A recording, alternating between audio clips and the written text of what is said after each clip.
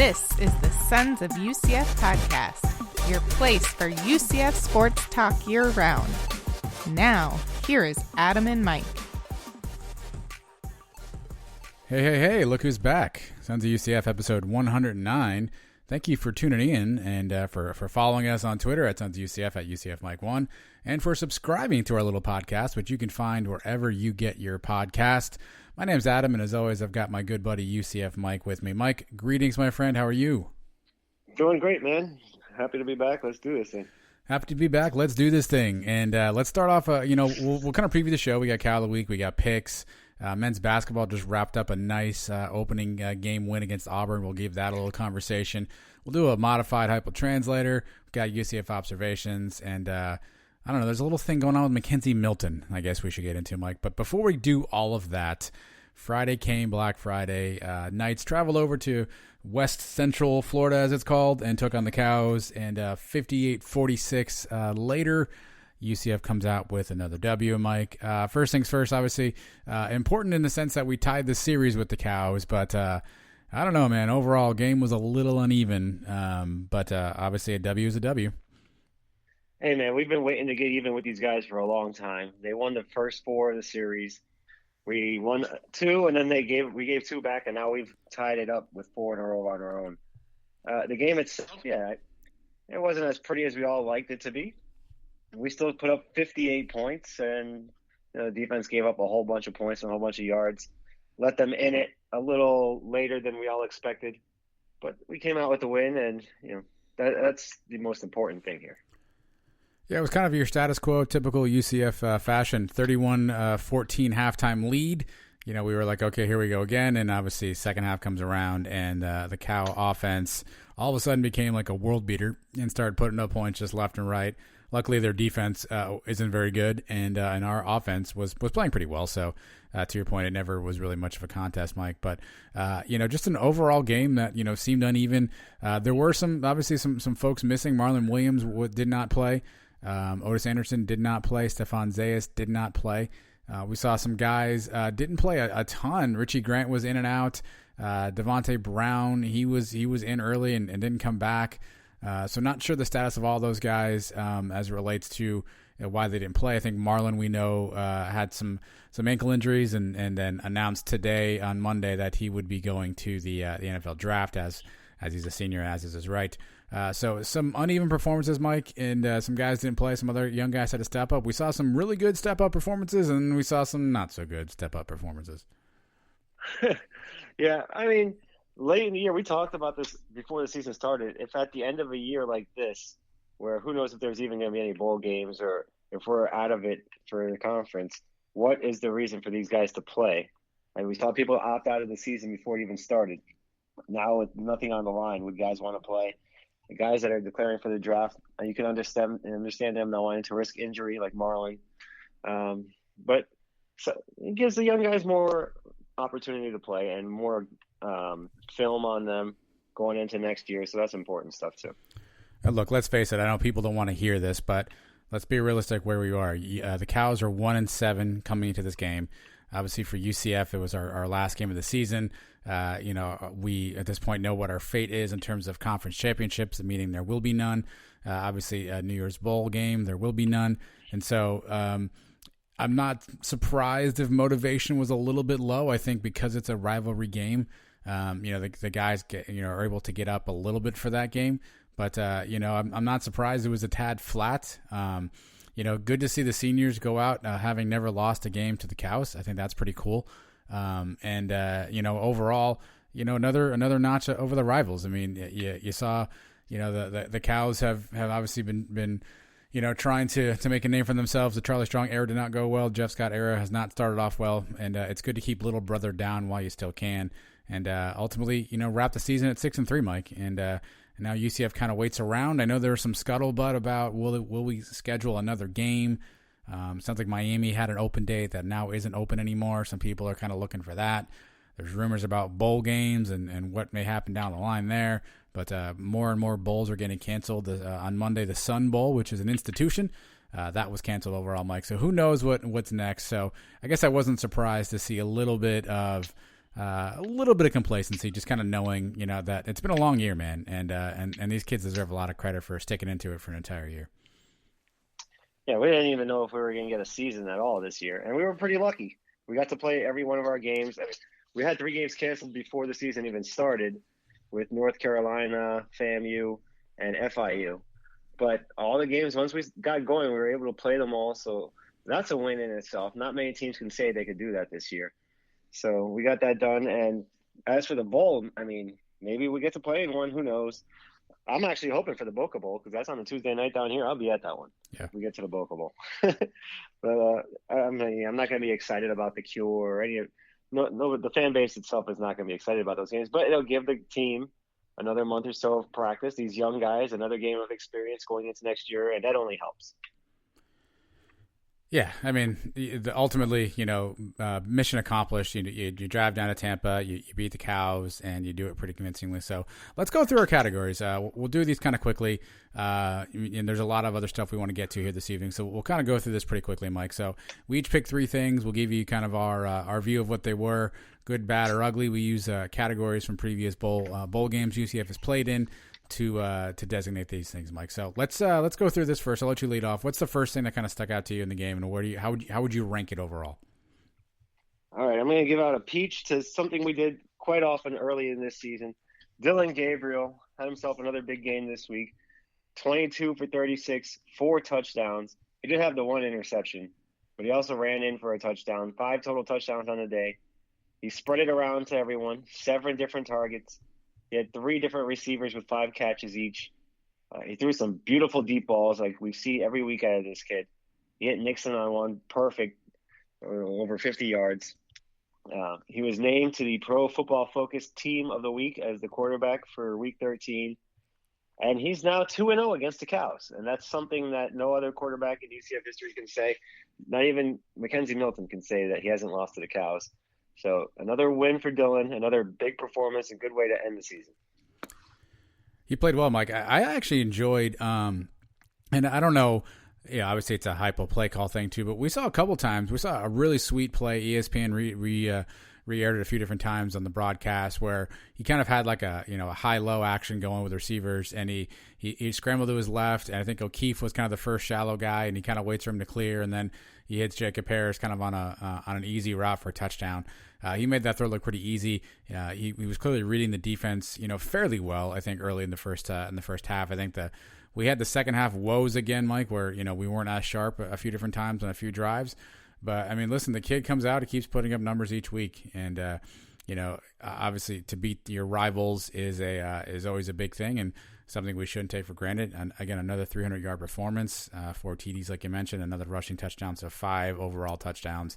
That's a pretty gosh darn good stat line, Mike, at the end of the day.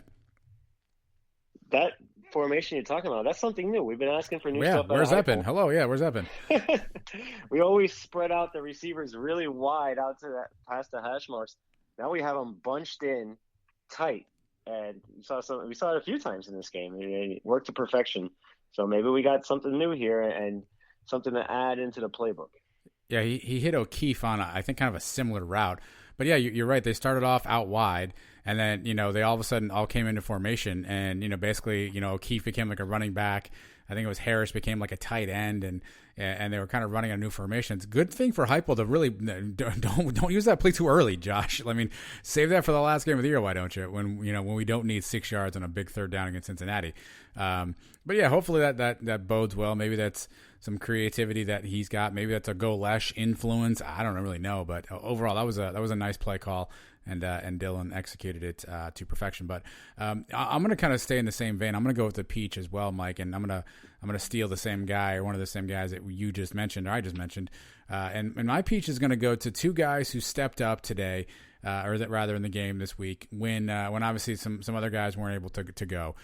So let me get Greg McCrae and Jacob Harris both in here from a peach standpoint. Otis Anderson not playing, Marlon Williams not playing. Obviously we needed some guys to continue to take the offensive load. Jacob Harris, Mike, I have been one who has had some fun at Jacob Harris's expense. I've made many a hand or glove joke over his time at UCF. He's been there 5 years for crying out loud, so I've had a lot of options. But 5 catches, 110 yards, and 3 touchdowns on the day. Mike, he played really well. I don't even think he had a drop. He may have had one, but it was kind of inconsequential. And then Greg, what can you say about Greg McCray, Mike? Holy crap, are we going to miss this guy when he's gone? I mean, just a steady Eddie. Just a quick little 25 carries, 137 yards, and a touchdown. You've said this time and time again. McCray is just a tactician. Just sets up his blocks, finds little creases, gets 5-6 yards here, and all of a sudden, before you know it, he busts a big one. He had a 22-yard, a 22-yard run during the game as well. I mean, he's just a steady player, and obviously with one less guy in the backfield with Otis not playing, we have more carries to go around, and McCray did his thing, man. So those two guys, they're senior guys. Again, both of them could come back if they so choose, but to see both those guys step up and set the example, and get in there and make plays when they're called upon was huge. So I'm going to give a peach to the senior step ups, Greg McCray and Jacob Harris. McCray has had a hell of a career now. Moved himself up into 3rd all time on the rushing list, passing Adrian Killens. Passed a few guys this week, I believe. I think he passed Bryn Harvey, and I think he was behind Latavius Murray also. And just a hell of a career, hell of a game out of this kid. So steady. And we don't know that that's the last we've seen of him, because he said before last week that he's not sure yet. He hasn't made up his mind. Is he somebody that's going to get drafted? I don't know. And if he doesn't know and he's not sure about that, then maybe he decides to come back for another year, move his way up the charts, maybe take a shot at he's still about 2,000 yards away from Kevin Smith. But he can move up. So he can pass Alex Haynes. Telling me there's a chance. He can pass Alex Haynes with 800 yards. Just a hell of a career this kid's had. He's a great kid. And as for Harris, you have been the leader of the Alex Harris. I'm sorry, did I call him Alex Harris? You did. Jacob Harris. Yeah. Jacob Harris just bashing him every week with his drops. But another big game, 3 touchdowns. Huge in a rivalry game. He's a good kid. He's got talent. And I told you a few weeks ago, he's got all the measurables. If he could ever find a way, if he can start catching the ball more consistently, he could be one of those guys that has a career in the NFL. And we say, well, where was that his whole UCF career? And then turns out to be great at the next level. Yeah, maybe we were holding him back, Mike. Maybe he just needed that number 1 receiver slot. Maybe he's like, look, I can't get up for the 2nd and 3rd receiver deal. Like, I need to be the number 1 on the team. Maybe that's the whole thing. We saw Jake Hescock announce he's coming back for, he's essentially taking his free COVID year. He'll be back. I think he'll be a 5th or 6th year guy at that point. Jacob Harris could do the same, Mike. He could come back again next season and continue to work on his craft. Maybe the smartest thing he could do, because he may be able to be featured more prominently next year if Trey Nixon decides to go. Obviously, we already know Marlon's going. Otis, who played some wide receiver, obviously he's got some decisions to make too. So, maybe Jacob comes back, and that's the best thing for him. But I've been needlessly hard. Here's the thing: I haven't even used all my jokes on Jacob Harris. I saved some of those for text messages. But he shut me up this week, and happy to give him a peach. All right, good for him, and I hope we do see him again next year. That'd be cool. Next up, the Liberty. I'm giving out a Liberty for some timely turnovers. We got 2 turnovers in this game, but when we got them, very important. Early in the first half of the game, we're up 21-7, and we go 3 and out on offense, and the Cows start driving on us again. And the Cows have been moving the ball on us all through the first half. We got lucky early in the game. They drove on us to start the game, and we ended up stopping them on 4th down. And then they had another drive early in the game when they ended up missing a field goal. They were putting up their yards early. We were lucky to only be up 21-7. Then we force a fumble, and Aaron Robinson recovers at midfield. Up 21-7. That leads to a drive where we actually get lucky. On a 4th down, we get a holding call to go our way, and then we end up scoring again on one of the Jacob Harris touchdowns to go up 28-7. That kind of relaxed everybody. It definitely relaxed me a little bit. And I was pretty comfortable at that point in the game. And then the big turnover, maybe one of the biggest plays of the game, in the 4th quarter, up only 45-38, we go have another 3 and out. And the Cows get the ball with a chance to tie, or I'm thinking they may go for 2 and try to take the lead on us. And on the very first play of the drive, Devon Wilson strips Kelly Joyner. Keenan Hester recovers. And then we almost go 3 and out again. But on 4th and 7, Gabriel hits O'Keefe for 12 yards. Leads to a McCray touchdown. We stop them on downs, and we score again with a Thompson touchdown. We're up 58-38. The game's over. 14 points off turnovers and very timely and huge plays when they happen, especially that one in the fourth quarter. Yeah, that was huge. First of all, that was a great strip by Devad Wilson. Keenan Hester got hit, right in that, right there. Ball just fell right there, which was a great play. Yeah, I mean, you saw Devad just kind of reach in there and rake that thing out. That was a huge play. And you talked about some of the youth and some of the excitement that maybe comes with next season. Like those are two guys that we heard a lot about this season.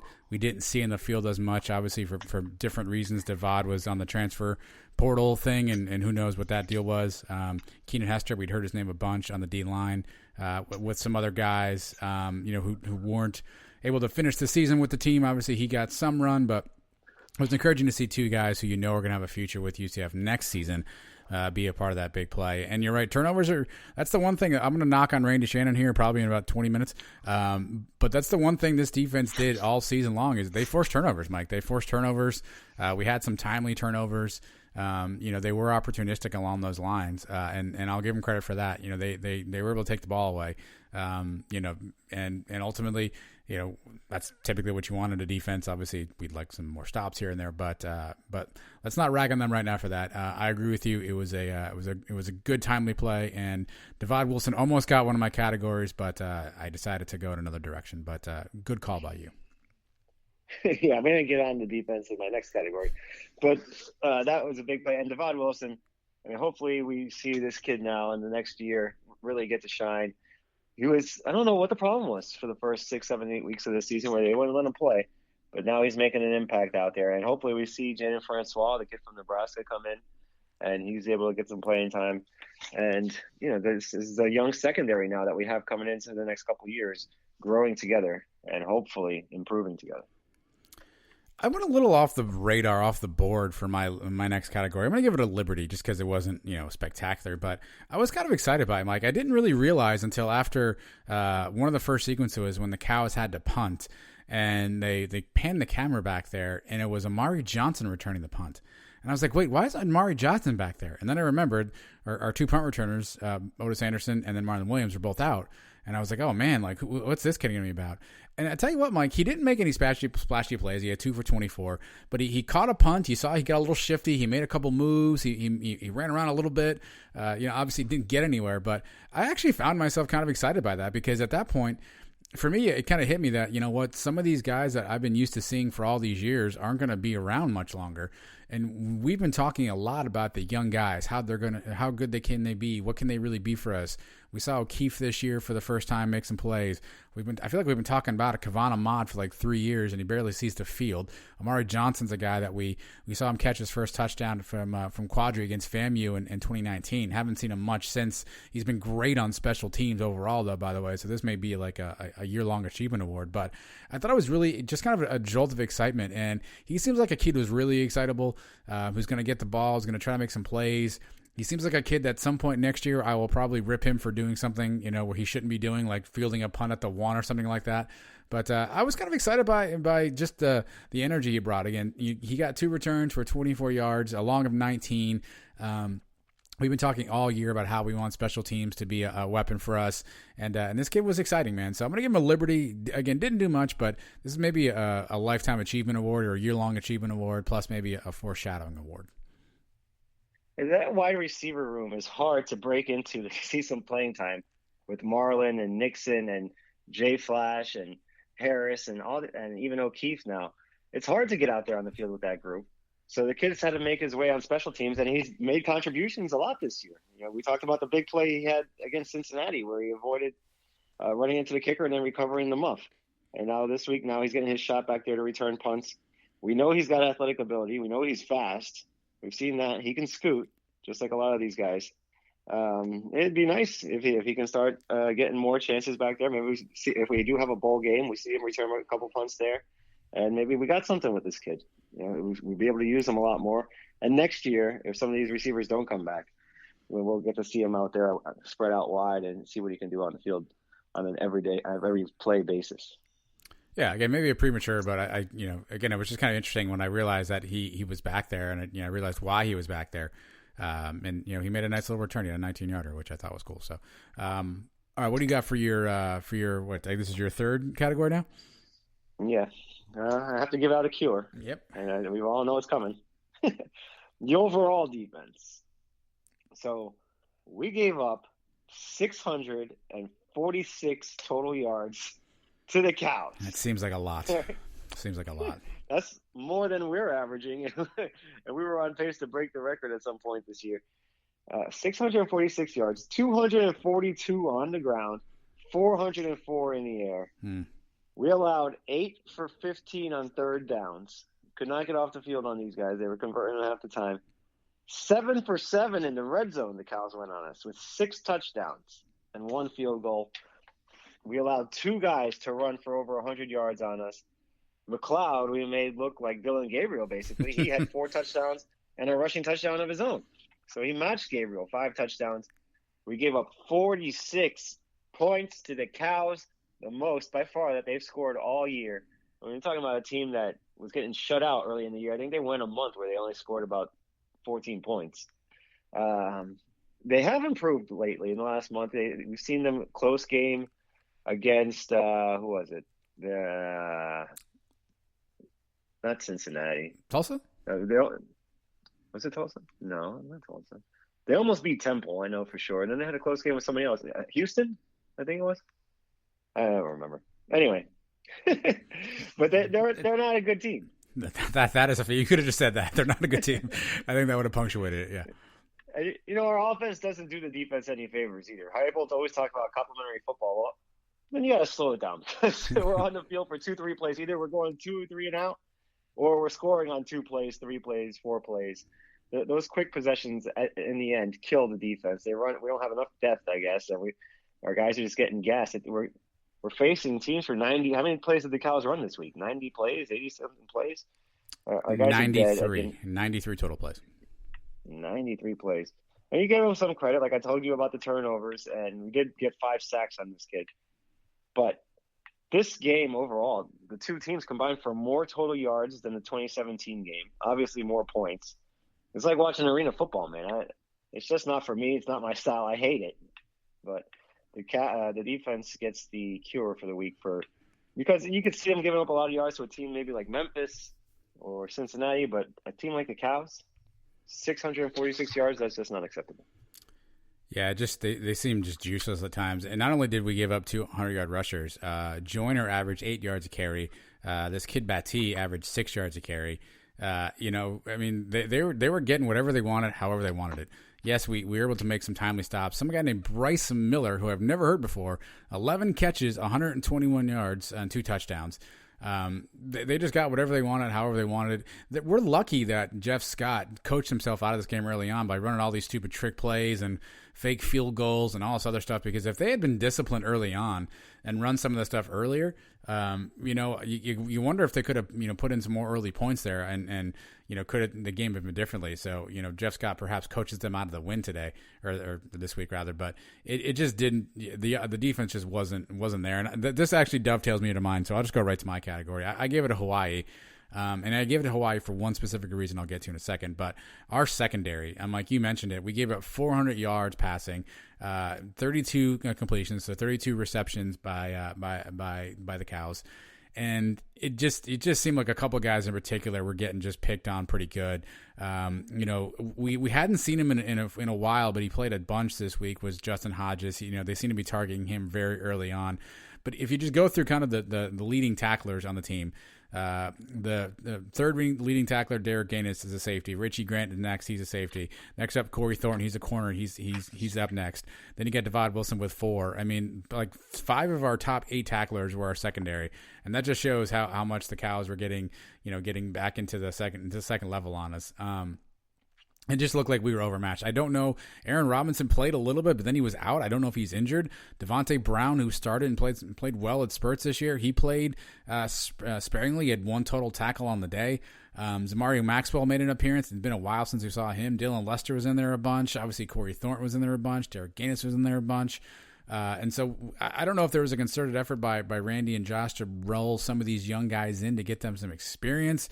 I don't know if some of the veteran guys were dealing with injuries or were trying to be a little bit careful, but wanted to play like an A-Rob or like a Richie Grant. I don't know. But we certainly seem to be rolling out the young corners, and they certainly took their whooping a time or two. The only reason I didn't give this a cure, Mike, is because ultimately this may end up being a good thing for these kids down the road. Getting some live reps against the team, against your rivals. Obviously, if you're Justin Hodges, if you're Corey Thornton, perhaps leaving a bad taste in your mouth and maybe gives you some extra oomph over the off season to work a little harder and maybe get that one extra rep and get that one extra sprint or whatever. But so ultimately, maybe this becomes a good thing because these guys got that experience now when it didn't necessarily matter the most.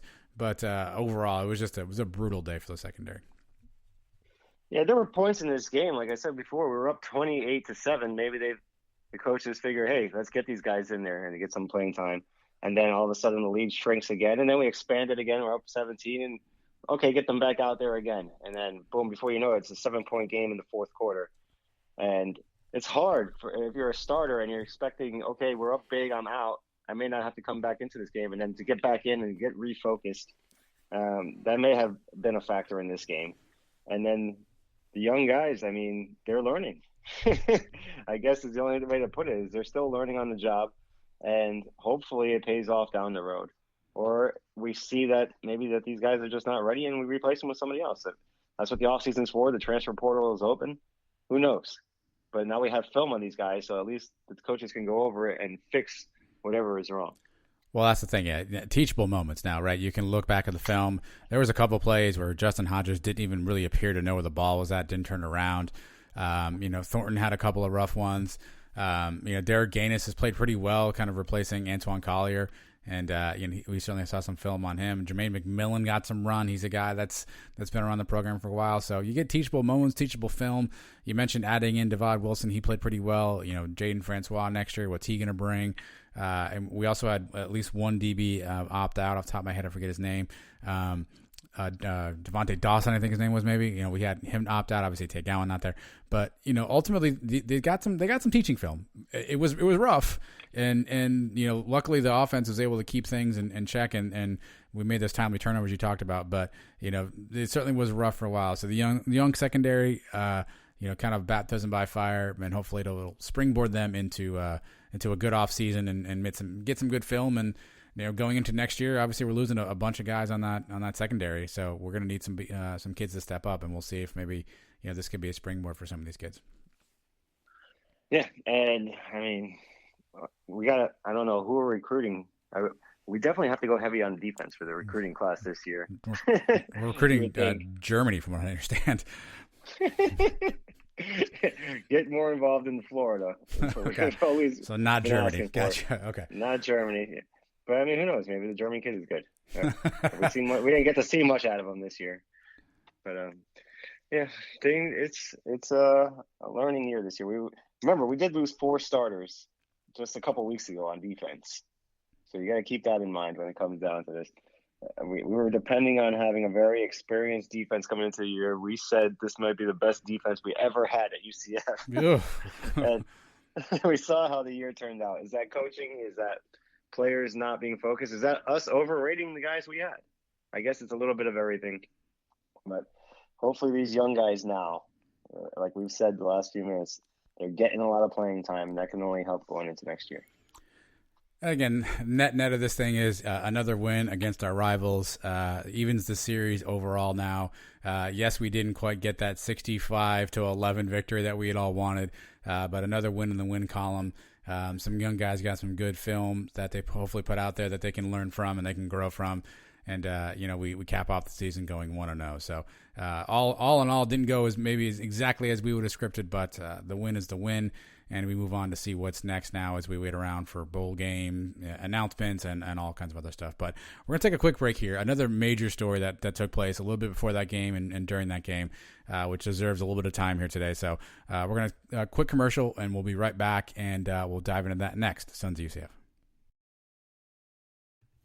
All right, leading into the game, like obviously rivalry was one thing, but the biggest story coming into it was Mackenzie Milton.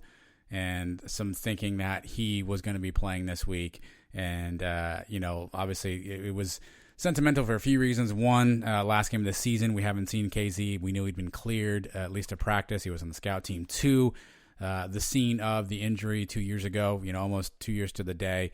And so there was a lot of powerful parallels that we all thought were taking place, Mike. Ultimately, McKenzie did not end up playing, and to me, that's a head scratcher. So I'm going to go through the timeline, Mike. I'm going to go major conspiracy theory. There's a guy on Twitter who, I think it was UCF guy 23, said that he likes our show because we're not afraid to talk about the things that people want to talk about, conspiracy theories. I'm all here for you, UCF guy 23, Mike, because I've got some conspiracy theories here. So I need you to. You be the judge. I'm going to lay out my case for you. You tell me how you feel about the evidence I'm about to put forth, okay? All right, I'm ready. Let's fast forward to Monday, or I guess we rewind to Monday. Dillon Gabriel gets up in a press conference. Actually, I take that back. I think it was Tuesday.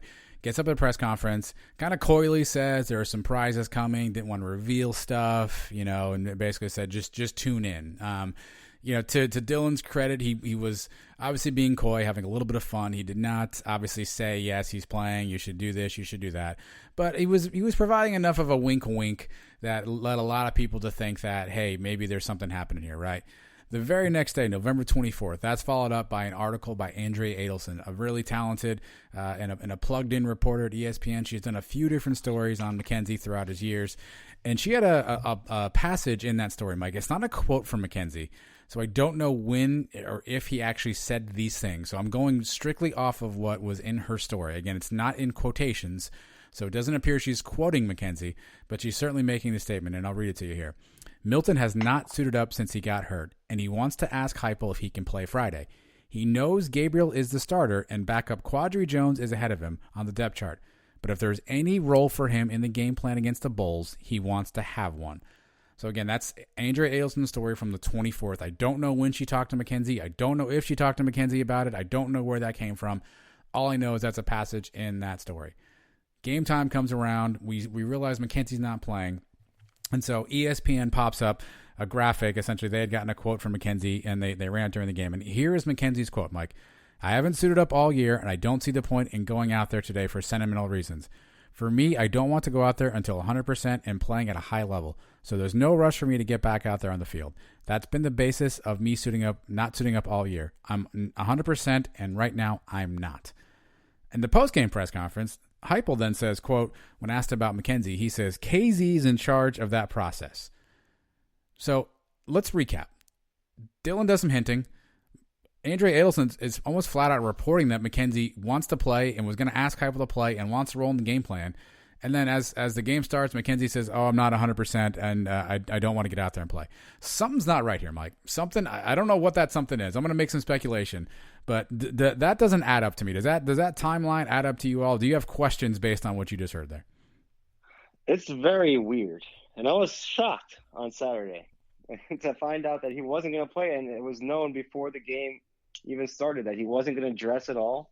I think it was an hour or two before the game. It said McKenzie's not in pads. He's not going to play at all this game.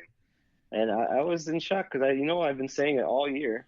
At the very least, he was going to come out and get a series or at least kneel down. He said it himself. He didn't want to do it for sentimental reasons. Okay, fine. But we've been seeing him practice now with the practice team for the last few weeks. We've seen him running around, looking good. It looks like he's ready. It looks like he's ready to at least make some football moves. Maybe if he's not going to be the starter, but at least contribute and get back out there. What would be the harm for him going forward? This is a free year, and even if it wasn't, he could still redshirt. He hadn't played 4 games. It's basically a free year for him to play and get out there. And if he wants to play next year, why wouldn't he want to get a game or a half or some kind of game action moving forward? And then you said Dillon Gabriel, when he came out with that press conference last week, kind of teasing everybody, there's going to be a few surprises, and I would want to be surprised if I was a UCF fan. I think we all said, okay, he's going to play. The question was, you even said, I think he's going to start. That was going to be a big surprise. I did. And I had that wrong. I mean, I think Scott Van Pelt ran a story on him during the week. Yep. I was shocked. I was pretty surprised that he wasn't going to play at all, and I don't know why. If that's just simply it, that he says he wants to be 100%, and he says himself he's not 100%. You want to throw out what's your main? I do, yeah, because that's not fun, Mike. We need something fun here. So here's where I'm at. I'm at McKenzie goes to Heupel, as he told Andre Adelson he was, and basically says, hey, Hype, I'm ready. I want to get in there. I want to get out there. I'm practicing. I'm ready to go. Like, let's get some plays in there. Let me get in there. And Hype was like, you know what? Cool, man. Like, yeah, I'll see if we can get you a kneel down or something. Maybe we can get you in there and throw a screen pass or something towards the end, something like that. And KZ's like, oh, no, hold on. No, Josh, I want to play. Like, I want to play meaningful minutes. I want to get, like, second quarter. Like, let me in. And Hype's like, Jack, I'm ready. Yeah, hey, KZ, I don't really know. Like, I'll see if I can get you in. You know, Dylan's obviously, we got a package. We got this and that.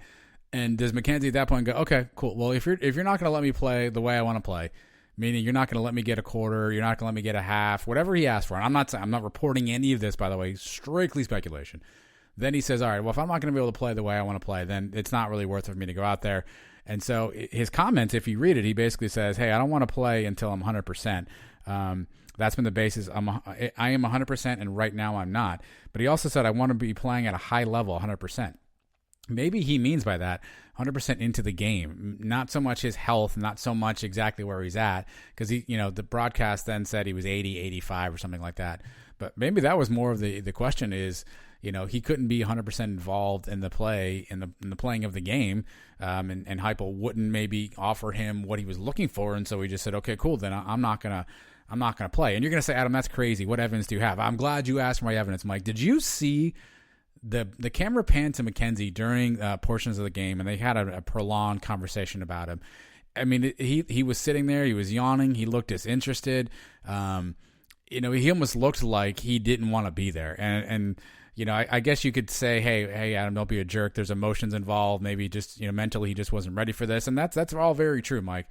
But part of me just wonders, something happened in between his alleged quote to Andre Adelson, where I'm going to ask Heupel to play, and if there's any role for me in the game plan against the Bulls, I want to have one, too. I'm not 100%, and I want to be ceremonial. Something happened in between there, Mike, and I don't know what it is. And if KZ's in charge of this, according to Heupel, so if it's KZ's decision, then the only thing I can deduce from that is KZ said, never mind, I don't want to play. Why would he do that? Well, here's me adding to the conspiracy theory. All right, welcome to the party. Heupel knows McKenzie's leaving. Heupel knows he's going to transfer. Yep. So what is it in the interest of Heupel to put him in the game where what if he goes out there and looks like Mackenzie Milton from 2 years ago? Mm-hmm. And he says, holy crap, what do I do now? Everybody's going to say Mackenzie needs to be the starting quarterback next year. It's going to mess up Dylan Gabriel. It's going to mess up our whole system. I mean, Dylan Gabriel is his guy, right? He recruited him here, even though actually Mackenzie recruited him here. But Mackenzie was a Frost guy originally. He knows that he would have 2 more years with Dylan Gabriel. He would only have 1 if Mackenzie came back. Maybe he's just didn't want that headache of a quarterback controversy going into next year. And he told Mackenzie, just like you said, you'll come in at the end of the game, you'll play a series or whatever if that's what you want to do. But I'm not going to give you meaningful playing time in this game. And actually it turned out that where in this game could he have put him in because it was so close the whole way. But he didn't know that coming into the game. I think that Heupel just didn't want some kind of controversy going into next season when he knows already that Mackenzie is leaving. And Mackenzie has probably already told him, I'm transferring after this year. I don't think they've hidden that from each other. He knows he's not going to have a chance to be the starter next year. Why would he stay? Mm-hmm. Yep. He owes it to himself to get back out there. He wants to play and he wants to be the number 1 guy somewhere. And if Heupel's not going to give him that fair shot here, then I can see him wanting to go somewhere else. Well, because here's the other thing, right? So I don't think Dylan Gabriel is the kind of kid to get up in front of the media and try to troll people and, and sort of be someone kind of pulling a prank or whatever. Again, this is just my conspiracy theory. I think when Dylan got up there, 1 of 2 things was going on. Either A, he knew Mackenzie would want to play, and based on Dylan's comments, I would deduce from that Dylan was okay with it, right? Because that's the thing about this, that, if you want to talk about controversy and all that stuff, in theory, for KZ to go in there, Dylan has to not play, right? So Dylan obviously could be the guy that says, no, my team, I'm playing, blah, blah, blah. Or he could be the guy that says, absolutely, KZ, I will step aside. I want you to get in there. I don't know which of those 2 is true, but looking at the comments that Dylan made, it leads you to think that he would have been on board with Mackenzie playing in the game, right?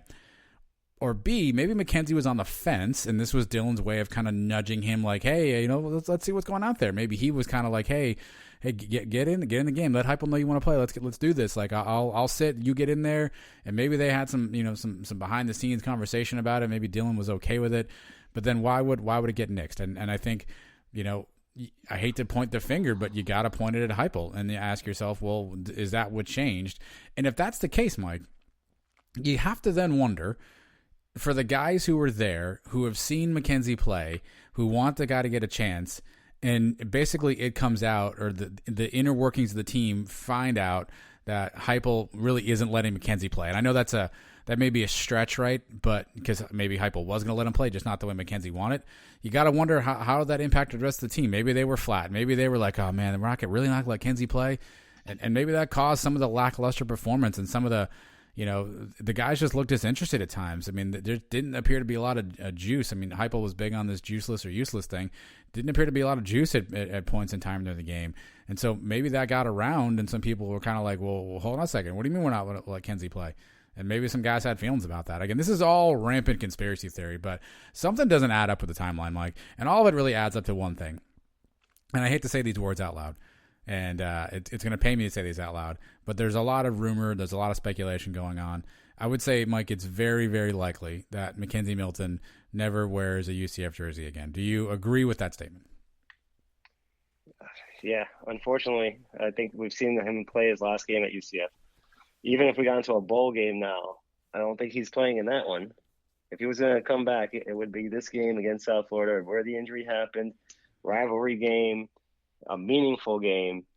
I don't see him playing against Liberty in Boca or something like that. So, unfortunately, I think that's it. I think that's it for McKenzie Milton here as a UCF Knight until maybe, hopefully, one day he comes back to coach for us. But yeah, as a player, it may be done. And let me be clear. I think you're in the same boat. I'm not being critical of that at all, by the way. If he wants to transfer and go elsewhere, I'm not the least bit critical of that. I think he's earned the right to do that.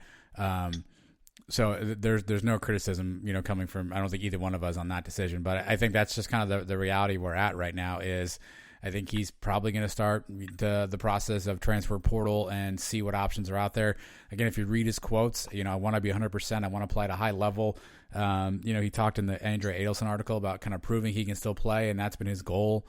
So clearly he has some other things that he wants to achieve.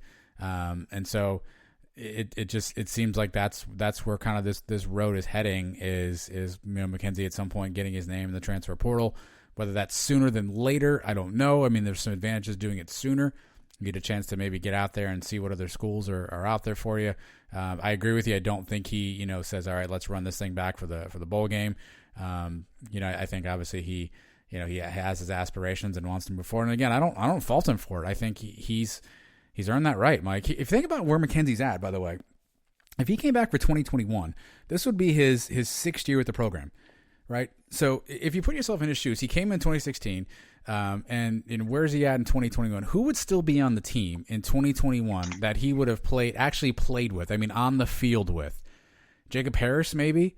There's probably maybe like Sam Jackson. There's probably an offensive lineman that I'm forgetting. But if you assume Otis and you assume McCray and you assume Marlon, you assume Trey, you assume those guys are all gone. I guess Bentavious Thompson he would have played with, Mike, but it's a completely different team than the team that he played with, the guys that he was on the field with. Not that he didn't build bond with the other guys, but it's a different team, right? The coach who recruited him isn't there anymore. We all know that. The second coaching staff comes in. He grows close to Jeff Levy, offensive coordinator. He's not there anymore. Now he's got a new OC in Alex Golesh, who he doesn't really know. He's got Anthony Tucker, who, yes, he probably has been around, but maybe hasn't been around in that capacity. If you're McKenzie, you kind of look around and you're like, this is a new place. This isn't the same place that it was when I was here. So if he's got to start over, in theory, I can understand why he might go, let me start over someplace else, someplace that maybe gives him the opportunity he's looking for. You mentioned that last week. You said you wanted to see him get in this game and play with the guys that he's been playing with. You wanted to see him on the field with McCray. Yep. And we didn't know Otis and Marlon weren't playing, but those guys, you wanted him out there for those meaningful plays. And now this is Dylan Gabriel's team. This is it. These are the guys that have been playing with Gabriel now for the last couple of years. Heupel feels that way. and he's going to ride with Gabriel. And I mean, I don't want to make this out into Gabriel versus McKenzie thing, because that's not. And I think Gabriel would have loved to have McKenzie play this game. And I think when he made those statements in the press conference, he really thought McKenzie was going to play. Mm-hmm. And I think he would have sat out a half. Maybe he didn't want to sit out a whole game, but I think maybe he would have, because they're very close friends. But he's going to be going somewhere. And the whole thing now is where he goes changes everybody's view of him. Everybody right now is saying that they love him and they hope the best for him, and they'll root for him wherever he goes. But if he goes to Nebraska with Frost, is everybody going to feel that way? Or if he goes to an in-state team, Florida State, Miami, a team like that, are people going to root for him? I don't know. Some guys may not. Like, it'd be tough for me. I'll be honest. If he's wearing a Florida State uniform next year, it'd be hard. It'd be hard for me to root for him. I love him as a kid, and he's to me is the best player we've ever had. And it would really hurt me to see him play for a team like that. Yeah. I would love him if he just went back to Hawaii, because that's like the storybook ending for me. If he's not going to be at UCF, he'll be how many miles is that? Like 8,000 miles away. Just tune into any broadcast. I'm sure though the announcers will tell you how far Mililani High School is from Orlando. I feel like we get that every week. But finish it off at home, I guess. Yeah, that's a tough one, right? Will he be rooted for everywhere? I mean, I guess there's rooted for and rooted against. I don't think anyone's going to root against him. But here, what superstar gets to always leave on his own terms? It happens all the time in pro sports, Mike. How many people out there remember Emmitt Smith played for the Cardinals for a year, right? Like, Johnny Unitas, I think he played for the Chargers at the end of his career. Michael Jordan played for the Wizards. I mean, it's tough to be the aging, and aging is a tough word in college sports, right? But it's tough to be the star kind of at the tail end, and it doesn't always end well. And this is another one of those scenarios. We're not used to it in college as much because the rules have been a lot stricter until now. But we're kind of in the same boat where, I would not want to see him play a year in that ugly red jersey.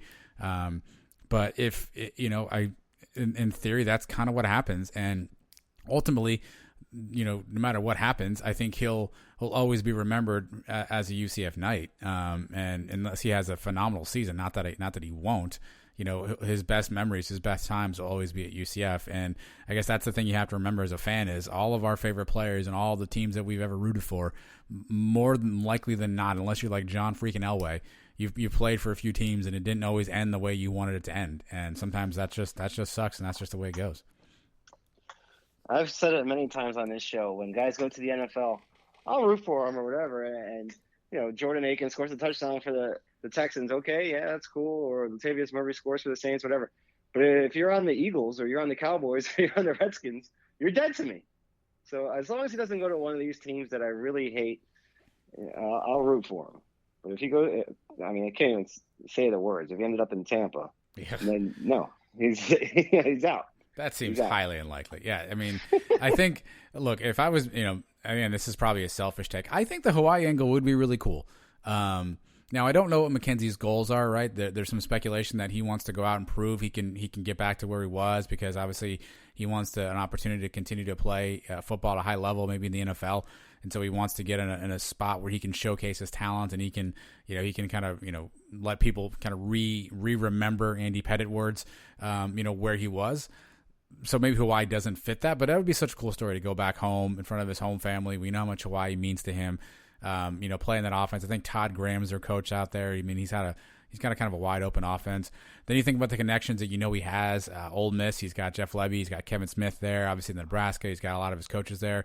Nebraska seems tricky to me though, man. We can spend a lot of time getting into where he might go, but Nebraska seems like a really sticky spot because I don't know what Frost's future is. He's not getting fired next year, but things are not trending in that right direction, and that could be one of those things where if he brings McKenzie in and it doesn't work out, then the fan base is just going to get all over him even more. And now he may have protection because he's the favored one of Nebraska.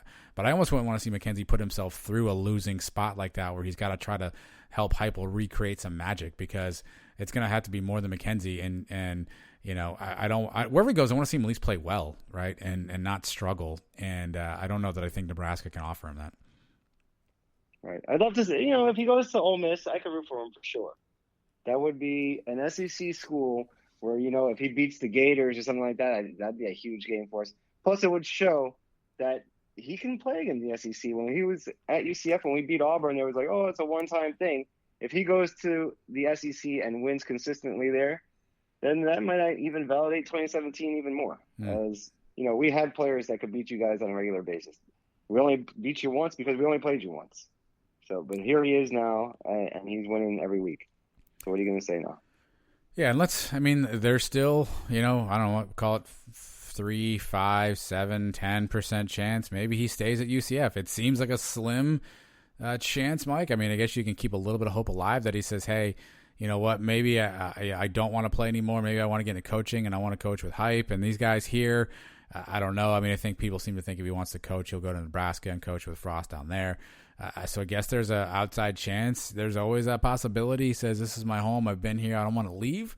But as we sit here recording this on Monday, November 30th, I think a lot of people in the know, a lot of people who have been following the program and stay connected are all kind of bracing themselves for the potential that this is a reality that we've seen the last of McKenzie Milton. So stay tuned. Obviously, we'll continue to have this as a topic throughout our shows. It's obviously it's important to us, so I know it's important to you guys. So we will keep you abreast. And if I have any more conspiracy theories, I will continue to lay out my evidence. Mike, I think I had a good case though. Would you say I won the guilty, not guilty? How do you plead on my argument? You definitely made a good case. Thank you. Because it seemed like he was coming to play this week. And something went wrong. Something in the middle of the week flipped the whole situation. I don't think Gabriel would have came out and said what he said. I don't think we would have got all the attention he got. Was it just reporters looking for the angle like us? Oh, he's coming back to the scene of the crime, and it makes for a good story, and it's good stuff for people to click on? Maybe. But it seems like there's a little more to it that we're not all getting right now. And maybe one day on episode 350 down the road when McKenzie's done next year playing and he's been out for a couple of years, we get him back on, do a whole tell-all. Who knows if we'll ever get the full story. Maybe somebody in that locker room knows and we'll get to hear about it down the road somewhere. All I know is I'll take that as a win for good lawyering on my part. Take that, JP Gilbert. Coming up next, Mike, let's do a little Heupel translator. People have been asking for it. We'll do a little modified Heupel translator. We'll do that coming up next. Stay tuned, Sons of UCF. This is UCF head coach Josh Heupel, and I go 1-0 every week with my guys Adam and Mike on the Sons of UCF. Charge on, go Knights. All right, back by popular demand, and by popular demand, I mean one guy on Twitter said he missed this segment, so it's back for 1 week, Mike, the Josh Heupel translator. This is a different kind of edition because Heupel has quotes out there. You've heard them all before. Nothing new there. So what we're going to do is Mike and I are each going to we're going to take some turns playing the role of Josh Heupel being interviewed by the media about the season overall.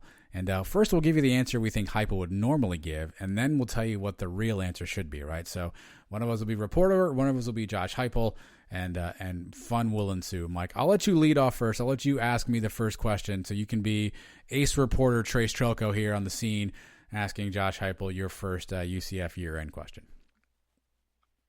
All right, Coach. 9-3 this year.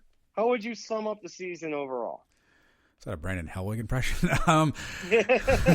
That's pretty good. Sorry, 6-3. I meant to say that was pretty good. You got rattled by the Hellwig impression. Guys fought hard. It was a unique year. The brotherhood of these guys, though. I mean, each week they went in, they got on the grass. They got in the classroom. They did what they had to do, and a lot of adversity. But guys get better through adversity. We fight through the ups and downs, and we try to get +1 on the scoreboard. And a couple times this year we didn't end up +1, and those are learning lessons, and we're gonna take that, and we're gonna get into the off season, and these guys are gonna come back hungry, and overall just so proud to be these guys' coach. So that's. So you want me to? That's what he would say. Yeah, that's normally hearsay. Now, do you want me to tell you what he normally? I'll do the translation on what that really means, right? So that's what you would normally give Heupel. But here's what he'd really say. Look, dude, 6-3, all right? Like, I don't know what the hell's going on. I thought I had these games this year. I thought I had a squad that was ready. For some reason, I just can't get these guys to pay attention. They're either offsides all the time. I yell at these guys nonstop. The defense, I've been telling Randy, like, hey, like, let's do something different. We got these young guys. They're never in the right spots. They're always making bad plays. I can't go yell at Randy, though, because, like, he doesn't listen to me because, in theory, my boss hired him. So it's kind of really awkward. And I think my offense is freaking great. And I don't know why everybody else is so hung up on it. Like, we throw the ball 90 times. I don't know why people don't like my offense. I think it's freaking great. If a couple guys just don't make some bonehead plays, I think we're going defeated again this year. But, it's not my fault. It is what it is. The offense is sound. And, I'll keep calling plays because I know the system better than anybody. So, 6-3, I wish we'd won those ones. But, a couple of boneheaded plays. I got more of my guys coming in this offseason. I get more of my system in here, and I think we're going to be ready next year. All right, we lost the game where I scored 49 points on offense. My offense did its job. We lost the game against Cincinnati where I scored over 30 points. Nobody scored more than 2 touchdowns on those guys. I did my job there too. So the offense wasn't a problem. I almost broke a record this year. We were on pace to break the overall record. We scored a lot of points, put up a lot of yards, competed snap to whistle. We're going to have to figure out the defensive side.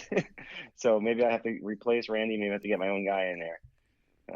We'll figure that out before next year starts. All right, I got one for Coach Heupel. You ready, Coach? Yes, sir. Coach, obviously a couple of games this season, there's some lulls on offense. Have you thought about maybe giving up play calling responsibilities and bringing in like a true offensive coordinator in the upcoming year? The offense, I think, did a great job. We competed every week, snap to whistle. We saw guys develop as the season went on. We put up lots of yards. We put up a lot of points. I think the offense ran pretty smoothly. If you look back at it overall, we were on pace to break a lot of records this year. And, I don't think the offense was a big problem. Wow. All right. Well, hold on a second. Let's hit the translator. How would a Heupel translator really answer that question? We score fast and it kills the whole team because the defense is worn out. So somebody else calling the plays, what are they going to call the plays? You want somebody to score slower than me?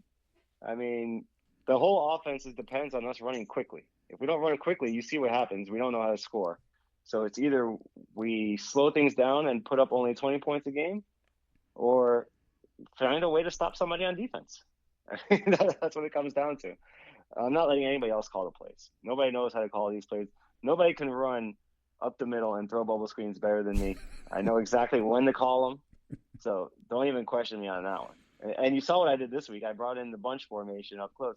They didn't know what to do with themselves. So don't worry. I got a whole other basket of plays I'm going to pull out at the end of next season too. Basket, wow. Well, thanks for your time today, Coach. All right, I'll let you take the next one. All right. The team lost 3 close games 2 years in a row now. This year, 3 losses by a total of 12 points. How do we get that turned around for next season? Well, look, it's about execution. I think it's about guys believing in each other. Every man doing their job. Trying to get that extra inch. Because the inches that we need are everywhere around us, Mike. They're in every break of the play, every second.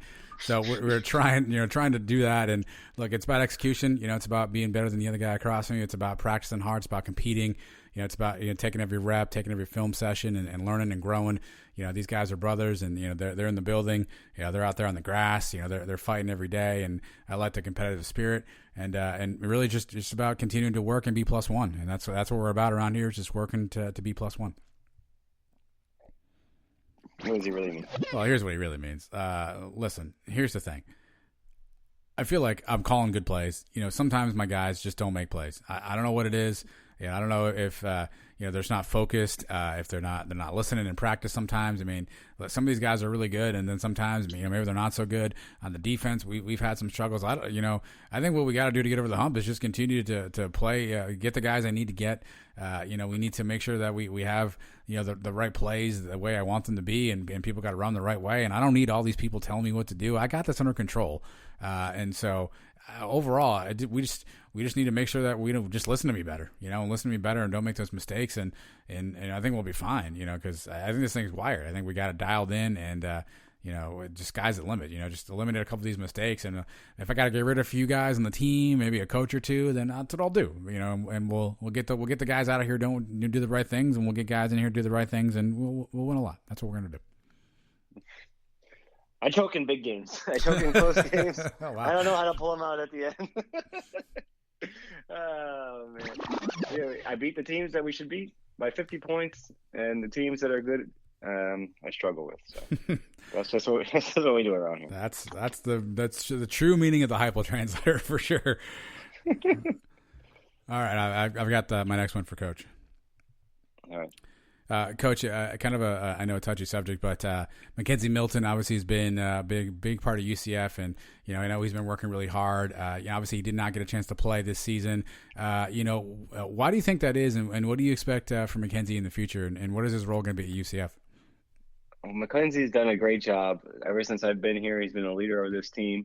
He's worked really hard. Nobody works harder than Mackenzie. He's come a long way this year. He's really grown as a football player and as a competitor, and he's one of the most mature guys I've ever had on my team. I love him, and I wish him the best going forward. And I think he is one of the best people to ever put on a night uniform, and I'm very proud of all the things he's done here. All right, that was nice, Josh, but what do you really mean? Well, he's probably gone after this season. So there's no point in me playing him when I got Dylan Gabriel putting up the numbers he's putting up every week. This guy, Mackenzie, he's a great player, and he was great before I got here, but I'll be damned if people will say about me what they say about Frost. I can only win with Mackenzie. So I won with Mackenzie, and now I'm winning with Gabriel. And then when Gabriel's gone, I'm going to win with Parker Navarro. So then they can't just label me as a coach that can win with one guy. But Mackenzie's a great player. I'm not going to take anything away from him. And I wish him the best wherever he goes. And if he goes back to Frost, then he's dead to me too. Coach, you said you won with Dylan Gabriel, and have you won? Have you been winning any conference championships the last 2 years? I couldn't tell. No, sir. We're 16-6, I believe, is our record. But go back to the George O'Leary days. You remember those days when you guys were winning 4 or 5 games every other year? How's that? At least I'm consistent here. You guys, for 10 years, complained about the yo-yo seasons with George O'Leary. We're up, we're down, we're up, we're down. I've been nothing but consistent now. We lose 3 games every year. Get used to it. You know what? I'll give you that, Coach. You are absolutely dead right. We know what we can expect out of Josh Heupel. By the way, if he ever gave that answer at a press conference, I'd be his biggest fan. If he ever actually just snapped and said that to Matt Murashell at a press conference, that would just make my day. All right, I think you got one more, right? But how many of us did complain about O'Leary? Hey, we're in the championship game one year, and the next year we're 4-8. Then we're back up again, and then we're 3-9, and that's the way it was for 10 years around here. So people are complaining about consistency. They didn't say the consistency had to be undefeated. They just wanted consistency. All right, the last one I got. What do you want to see your team improve upon going into next season? I mean, all phases of the game. We got to get better in all phases of the game. We got to execute at a high level at all phases. We have all guys on the same page. Everybody kind of working hard, making smart plays, making plus plays on the field. Guys who are competing every day, guys who want to go out there and compete and be hungry, and just continue to live up to the brotherhood. And when they're out there in the grass, we want them to compete and snap the whistle and take that extra rep and make that extra play, and ultimately just guys who want to fight out there. That's what we're going to do, and that's how we're going to improve next year. Yeah, what do you really mean? All right, so Randy Shannon, seems like a really nice guy. He hates me. I hate him, so he's going to have to go. I don't know who I'm going to bring in. I don't really know much about defense. I was kind of hoping maybe somebody would help me out and just kind of give me a name or two. I hear Will Muschamp's available. I don't know if there's any chance he'd want to come down here and work with me, but I just need a guy to come in and fix the defense, because look, the offense is fine. You saw the points I put up. I mean, the scoreboard. Do we have enough numbers for all the points I put up on the scoreboard this year? Hello. But I just need a couple of stops here and there, and I'll be good. I just need to get a DC in here that knows what I want. I really also need to make sure I continue to fortify the European recruiting pipeline. I feel like that's an untapped market, and I want to get in there. I want to get some guys from Bulgaria, see if there's anybody out there I need. So I really want to make some inroads over there. But we just got. I need to upgrade at some positions. I need to look in the mirror. I need to look hard in the mirror and decide if I want to continue to wear a hat. Maybe I'll go back to a visor. So some tough decisions I got to make in the off season. But first I just get somebody who knows the defense and can just get that stuff so I can just spend more time drawing up a couple different ways to run the halfback tunnel screen. Defense and discipline, two things they have to fix most going into next year. And dipshits, if you want to add a third D, dipshits like you guys asking me the same questions every week that I don't want to answer. So the 3 Ds, fix the 3 Ds for next week. Wow. And we'll be good for next year anyway. Fix the defense, fix the discipline. No more dipshit questions, press conferences that I have to do every week that I hate doing. I like fired up Heupel. He probably would say that, actually. I feel like we're really close. Here's the thing: Trace Trelko, our good buddy, has not been in the football scrum this season. I feel like if we get Trace in the football scrum next season, we get at least 1 or 2 dipshits, at least. So we got to get Trace in there. All right, here's my final question for you, Coach. Obviously a disappointing year, and a lot of guys are going to be leaving, and you're going to have a lot of young players coming in, and to that end, recruiting is going to be important. And Coach, one of the things that people are talking about is, on the recruiting trail, you guys have fallen back in ratings a little bit over the past couple of seasons. Don't seem to have a lot of talent coming in from Florida as much as you used to, which is a pretty fertile recruiting ground. Where are you guys at with recruiting, and what do you think you need to do differently to maybe attract some different guys coming in the next year or two? I don't go by the recruiting rankings. That is just something that's made up for the internet. Our coaching staff does a great job recruiting, not just Florida. We recruit everywhere. UCF now is a national brand. We've been on the big stage now for a few years. People know us everywhere we go across this country. We don't just limit ourselves to this one little area here in Florida. We have guys coming in from Arizona and California and Hawaii. UCF is well known all over the country. We got guys from Germany, for Christ's sake. You do. So we don't need to just stick around to one area here in Florida. But don't let me worry about the recruiting. I know talent. You guys are just looking at a website that tells you how many stars the guys have without actually seeing them play. Our guys go out and travel, and we see these guys play, and we'll take care of business on our own. Was that the real Heupel or the translated version? Okay.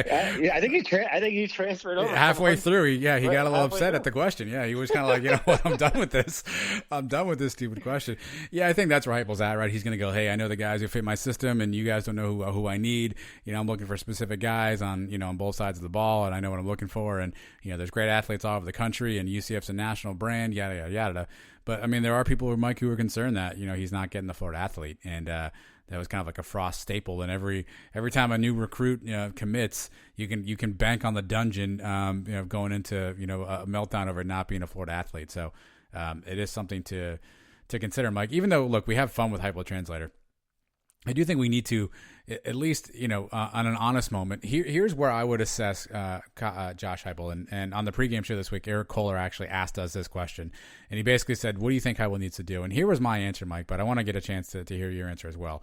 What I said essentially was that I think it's pretty easy to spot that there are some cracks in the foundation of the football program.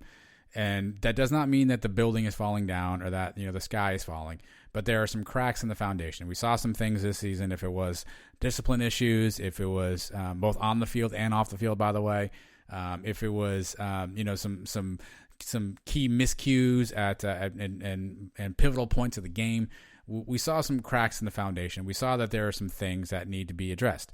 I think if I'm Heupel and I'm Danny White, I lock him in a room and I make him basically look in the mirror and be self-critical and be transparent about the issues on the team and the things that are kind of seeping up, and commit to doing the things that he has to do to fix that. If that is coaching changes, if that is position changes, if that is giving up play calling, if that is, whatever, a new personality style, if that is just knocking off with the coach speak stuff, whatever that is, I think Heupel's got to go in a room, and if he's not willing to do it, Danny's got to force him to do it and look at the program and figure out what the cracks are and make some changes.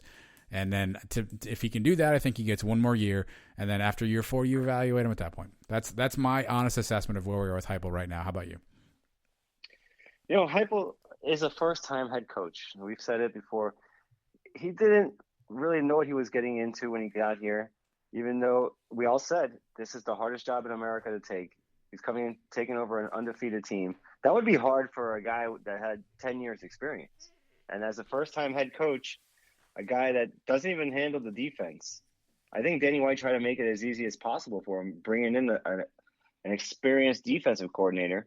And maybe that was the right thing to do. I think we all agreed it was the right thing to do. But it may have caused problems, and the problems that are coming out now, 2-3 years later. Whether he has control of this team or not, I think there's so much stuff behind the scenes that we don't see every day that I don't even know if we can answer it. And there's always rumblings. But how much of that do you really believe? I mean, some guy on Twitter says, "Oh, I'm hearing people are not happy on the football team." Well, there's always guys that are not happy on the football team. Guys that are not playing are not happy.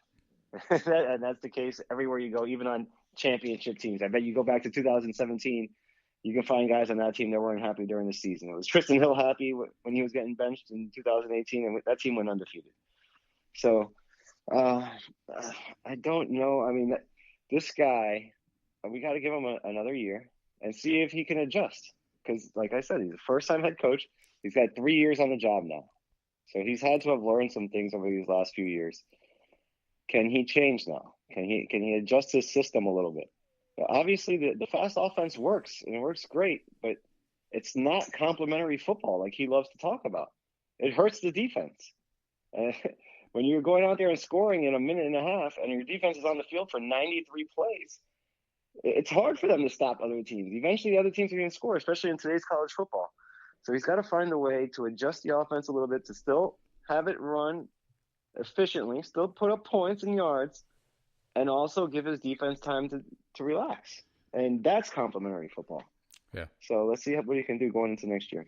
I think one thing, I'd put this into one thing, Mike. Here's what I need Heupel to do this offseason. 3rd and 6 from our own 34-yard line, down by 3, a minute 48 on the clock. What play are we running? Like, if he can solve that, then to me, that's growth. Right, because that seems to be where we fall into the trap every time. We need to make one play, and that's where to your point, the complementary football. That's where the long deep bomb isn't going to work. All right, that's where the tunnel screen gets blown up, and we're kind of left trying to do some sort of weird crossing route that that doesn't materialize. 3rd and 6, 34-yard line, down 3, a minute 47 to go. If we can solve how to game plan that. I think that'll show me some growth on Heupel from that perspective.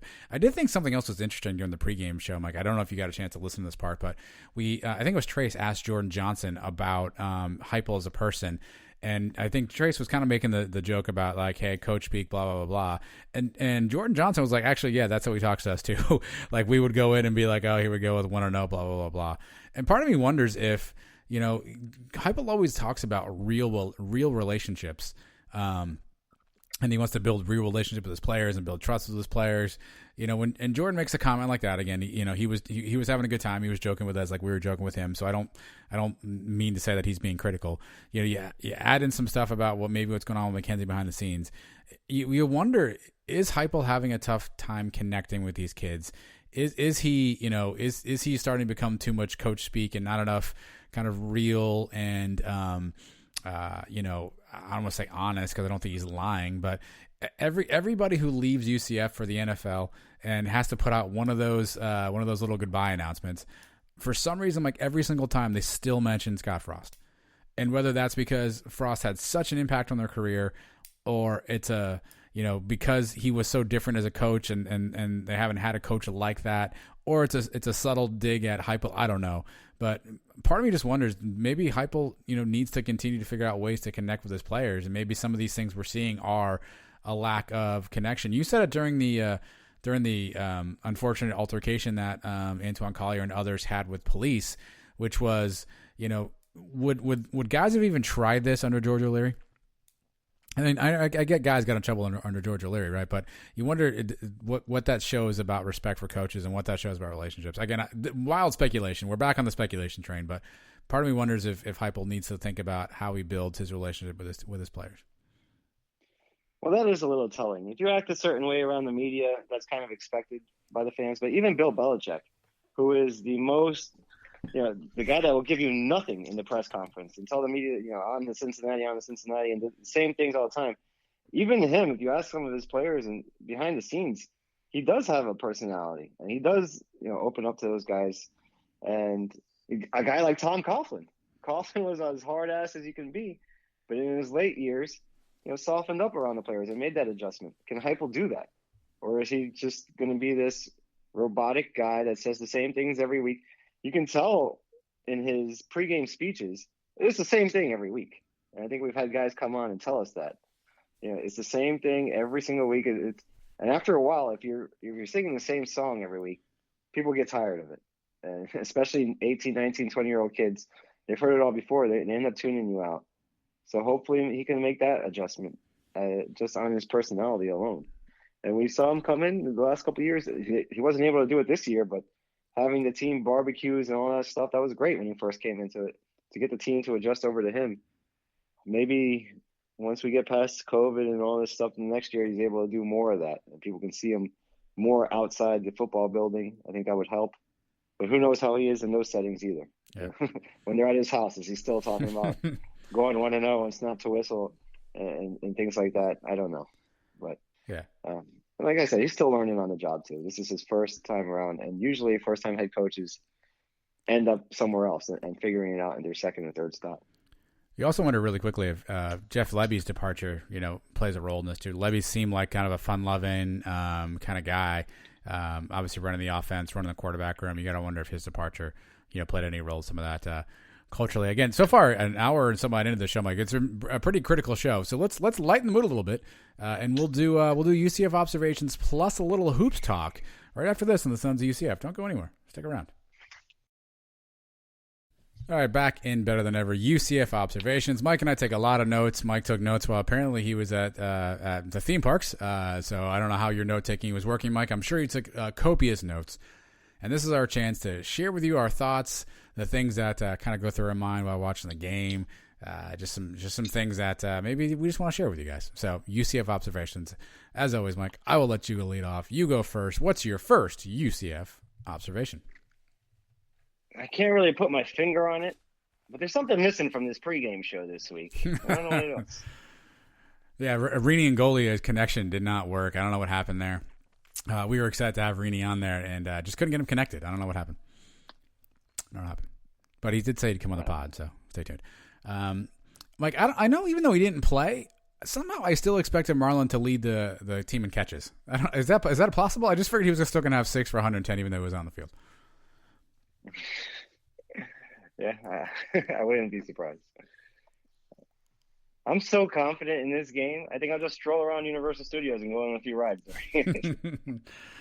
Yeah, that had to be a tough decision for you, huh? Yeah, I mean, months ago when this whole thing was getting planned, I was actually really politicking to go to Busch Gardens on on Saturday, and then we could have gone to the game on Friday, but I got shot down and the game planned. So what are you gonna do?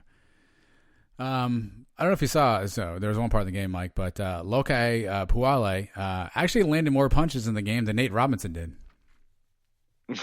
Oh man, you saw that fight? I did see that. I didn't see the fight. I just saw the meme. Oh, that guy Jake Paul landed 8 punches. 3 of them knocked Robinson down. The Cows are up 7-0. Fire Heupel. I think we just did that, actually. Maybe it's just me, Mike, but a game doesn't feel like a game until Obarski misses a kick. Luckily, he snuck one in there late just to make sure we were all okay. Up 28-7. All right, let's go. This is now the time where we finish it off. 65-7. Here we go. The route is on. I think Jeff Scott has almost as many trick plays as Heupel has regular plays. You mentioned it might have cost him the game. I think when you're the big underdog like that, you do stuff like that because you don't really think you have a chance. If he had known that his team was going to play so well, maybe he wouldn't have done that. 31-14 at the half. I'll take it, but I want Milton to come out dressed for the second half, just like I've been saying for the last 3 weeks now. Yeesh. But I got news for you. Yeah. A little hoops talk here, Mike. Isaiah Adams, he's got the goods, dude. Yeah, He had a very good game. Walking through the lost continent kind of got me thinking, like, this is a lost season. The whole COVID stuff Sure. and the losses we shouldn't have had. Those are deep thoughts. Wow. Yeah. In other news, Mike, Rob Calabrese almost started a quarterback for the Broncos this week. For those of you who haven't figured this out, I checked for you. He last played quarterback in 2012 for UCF, and he got converted to wide receiver. But he almost started this Sunday against the Saints. It's 2020, Mike. What a time to be alive. I saw when people were talking about this last week. I love Rob, very hardworking player, and had a couple moments there for UCF, but let's be honest. He was not a good quarterback, not at UCF. In Conference USA. Did you think he was going to do well in the NFL if he had to play this week? Apparently, he knew the playbook the best. I don't know what that means. Wow. Hey, there's Toon Lagoon, honey. Hey, that's a good nickname for our defense, too. Nice. All right. There you go. Toon Lagoon? Yeah. 2020 Boca Bowl. Our categories list. Collision course. I got a bad feeling about that one. Bad feeling. 45-38, and the Cows have the ball. I may climb to the top of Dr. Doom Drop and just end it right now if we lose this game. That was a real thought in my head at some point when I was walking there. Like, before the game, I thought the ugliest thing I would see was the Cows uniforms. But then UCF's defense was like, hold my beer. Yeah, those uniforms were pretty ugly, man. All right, say what you want about Heupel. He's never lost to the Cows, and that's something. It's something. Nobody else can say that. Did we really give up 46 points to the Cows, including 32 in the second half? Or was I just in a tryptophan coma? We still have next year to avenge 64-12, like we have been asking for now for a long time. And that game's at home, so maybe we can do it there. On the bright side, Mike, at least KZ didn't have a long sleeve red checkered dress shirt on under his uniform. Yeah, that would have sucked. 3 days walking around the theme parks. I think I walked about 35 miles in total. A couple more, and I would have had as many yards as the Cows total. Okay. Fair enough. Like men's hoops are tonight, Mike. A big win against Auburn. I'm going to say a hot take here. You tell me what you think. I say bring back the blacktop. What do you think? I always liked the blacktop. So did the I. blacktop was my favorite court that we had. It was good. Thank God we got rid of the roller coasters and all that crap we had at the bottom of the court the last couple of years. Yeah. Oh, that's gone. But was it just me, or was it the lighting, or was it because ESPN Plus? What was the UCF logo at center was like more yellow? Yeah, I think it was the lighting because the court looked like really bright too. So I don't know if it was the lighting or ESPN Plus internet stuff. Yeah, the color looked a little off to me. Yeah, the logo was definitely yellow. It wasn't gold. It looked like the Southern Misses. How the hell was this game so close? Speaking of hell, by the way. Last one of me. Speaking of Rob Calabrese, the NFL really doesn't want to cancel games, huh? We're going to roll out a Wednesday at 3:40 p.m. Ravens-Steelers game. They really don't want to cancel games in the NFL, Mike. How the hell? They're going to play on a Wednesday, and then when? Yes. Don't they? And then originally, the Cowboys were supposed to play the Thursday, Ravens on Thursday, right? So now the Cowboys moved to Monday, right? maybe even Tuesday, according to Adam Schefter. So they got the coveted 3:40 Wednesday spot because, Mike, on Wednesday night on NBC they have the lighting of the tree at Rockefeller Center, and they did not want to bump that. So Steelers Ravens 3:40. Check your local NBC affiliates, and those are. Why didn't they just UCF bump that game back to the end? I don't know. What the hell is the NFL? Do we have to save this for Cow of the Week? Because I didn't have a cow. We can bring it back. If you want to bring it back, it can absolutely come back. Let's talk quickly, though. We mentioned hoops, Mike. While we were waiting to record tonight, UCF finally got its first basketball game of the season tipped off. Obviously, their game Saturday against Oklahoma was postponed, which was a bummer. I was really looking forward to that on Saturday. But fret not, the Auburn Tigers came to town, a mighty SEC team. And surprise, surprise, our UCF Knights came out with a 63-55 victory, Mike. 1-0 in the season. We talked about we needed to win. I think we said we want to go 3 for 3 of those first 6 games. Obviously, now that first one's canceled, so really it's down to 5 games now. Auburn, Michigan, Houston, Florida State, Cincinnati. So we start off 1-0 in that tough stretch, Mike. Thoughts on the victory against Auburn? We're a basketball school now, baby. I told you guys that last week. Guys look good. The team looked pretty good. I was pretty impressed with it after tonight. We own Auburn in every sport now. We beat them in football, obviously, in the Peach Bowl. We beat them in basketball the last time we had played them a few years ago. And remember, we swept them in baseball this past season. They were ranked number 8. We are Auburn's daddy, and tonight was no exception. The guys, I was very impressed. Brandon Mahan had some big shots. Isaiah Adams looked really good for a freshman, true freshman. Overall, very impressive performance. At home, a game we needed to win. I told you Saturday was supposed to be a must-win to open the season, and we didn't get to play it. So this definitely was a must-win. Now we go on the road for the next few games. Very tough games coming up. Had to get this one. Yeah, a couple of things stood out to me. One, we saw C.J. Walker come off the bench. He did not start, Mike. He played pretty well. He seemed to be pressing for a while. I think, his first home game back in front of his family. Actually, I don't know how many of his family was able to be there, but back in kind of his home crowd. Looked like he was pressing a little bit. But you're right, Isaiah Adams, true freshman, Florida Mr. Basketball at this point. He played really well. He played, I guess I don't want to say he played bigger than he was, but you don't never really know what to expect when you have a true freshman come in. He played really well.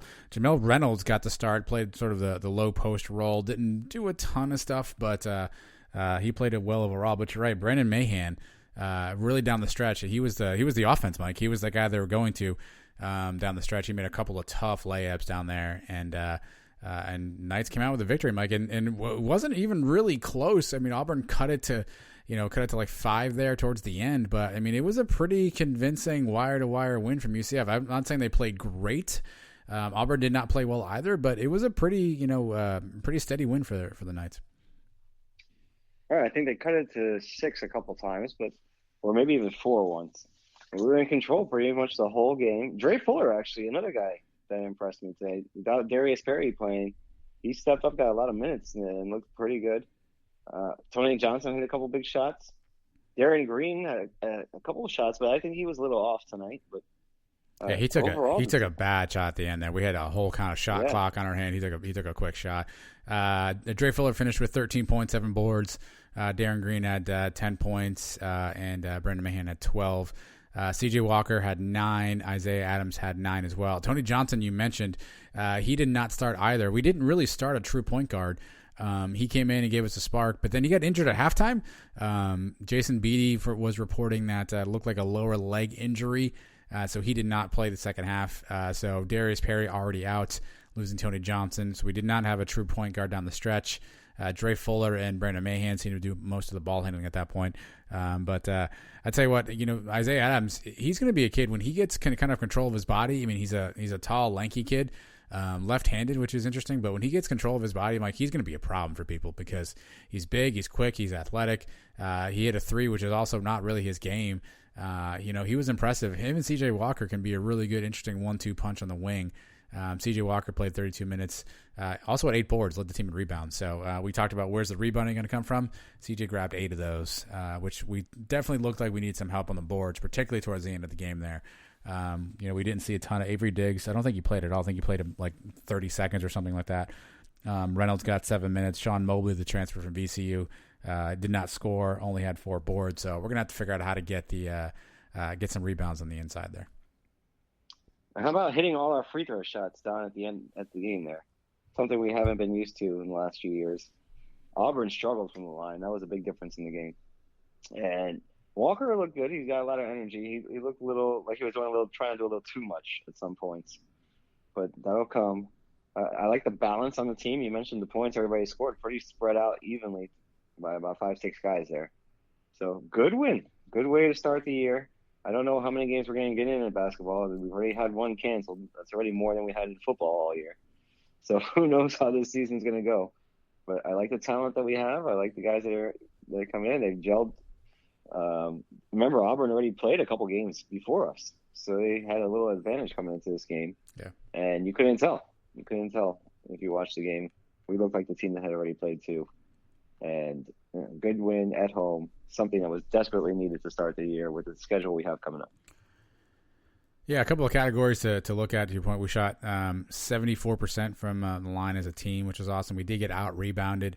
19 turnovers, which is not great. Luckily, Auburn had 22 turnovers, so that kind of masked it a little bit. But Auburn shot 20% from three, 36% from the free throw line.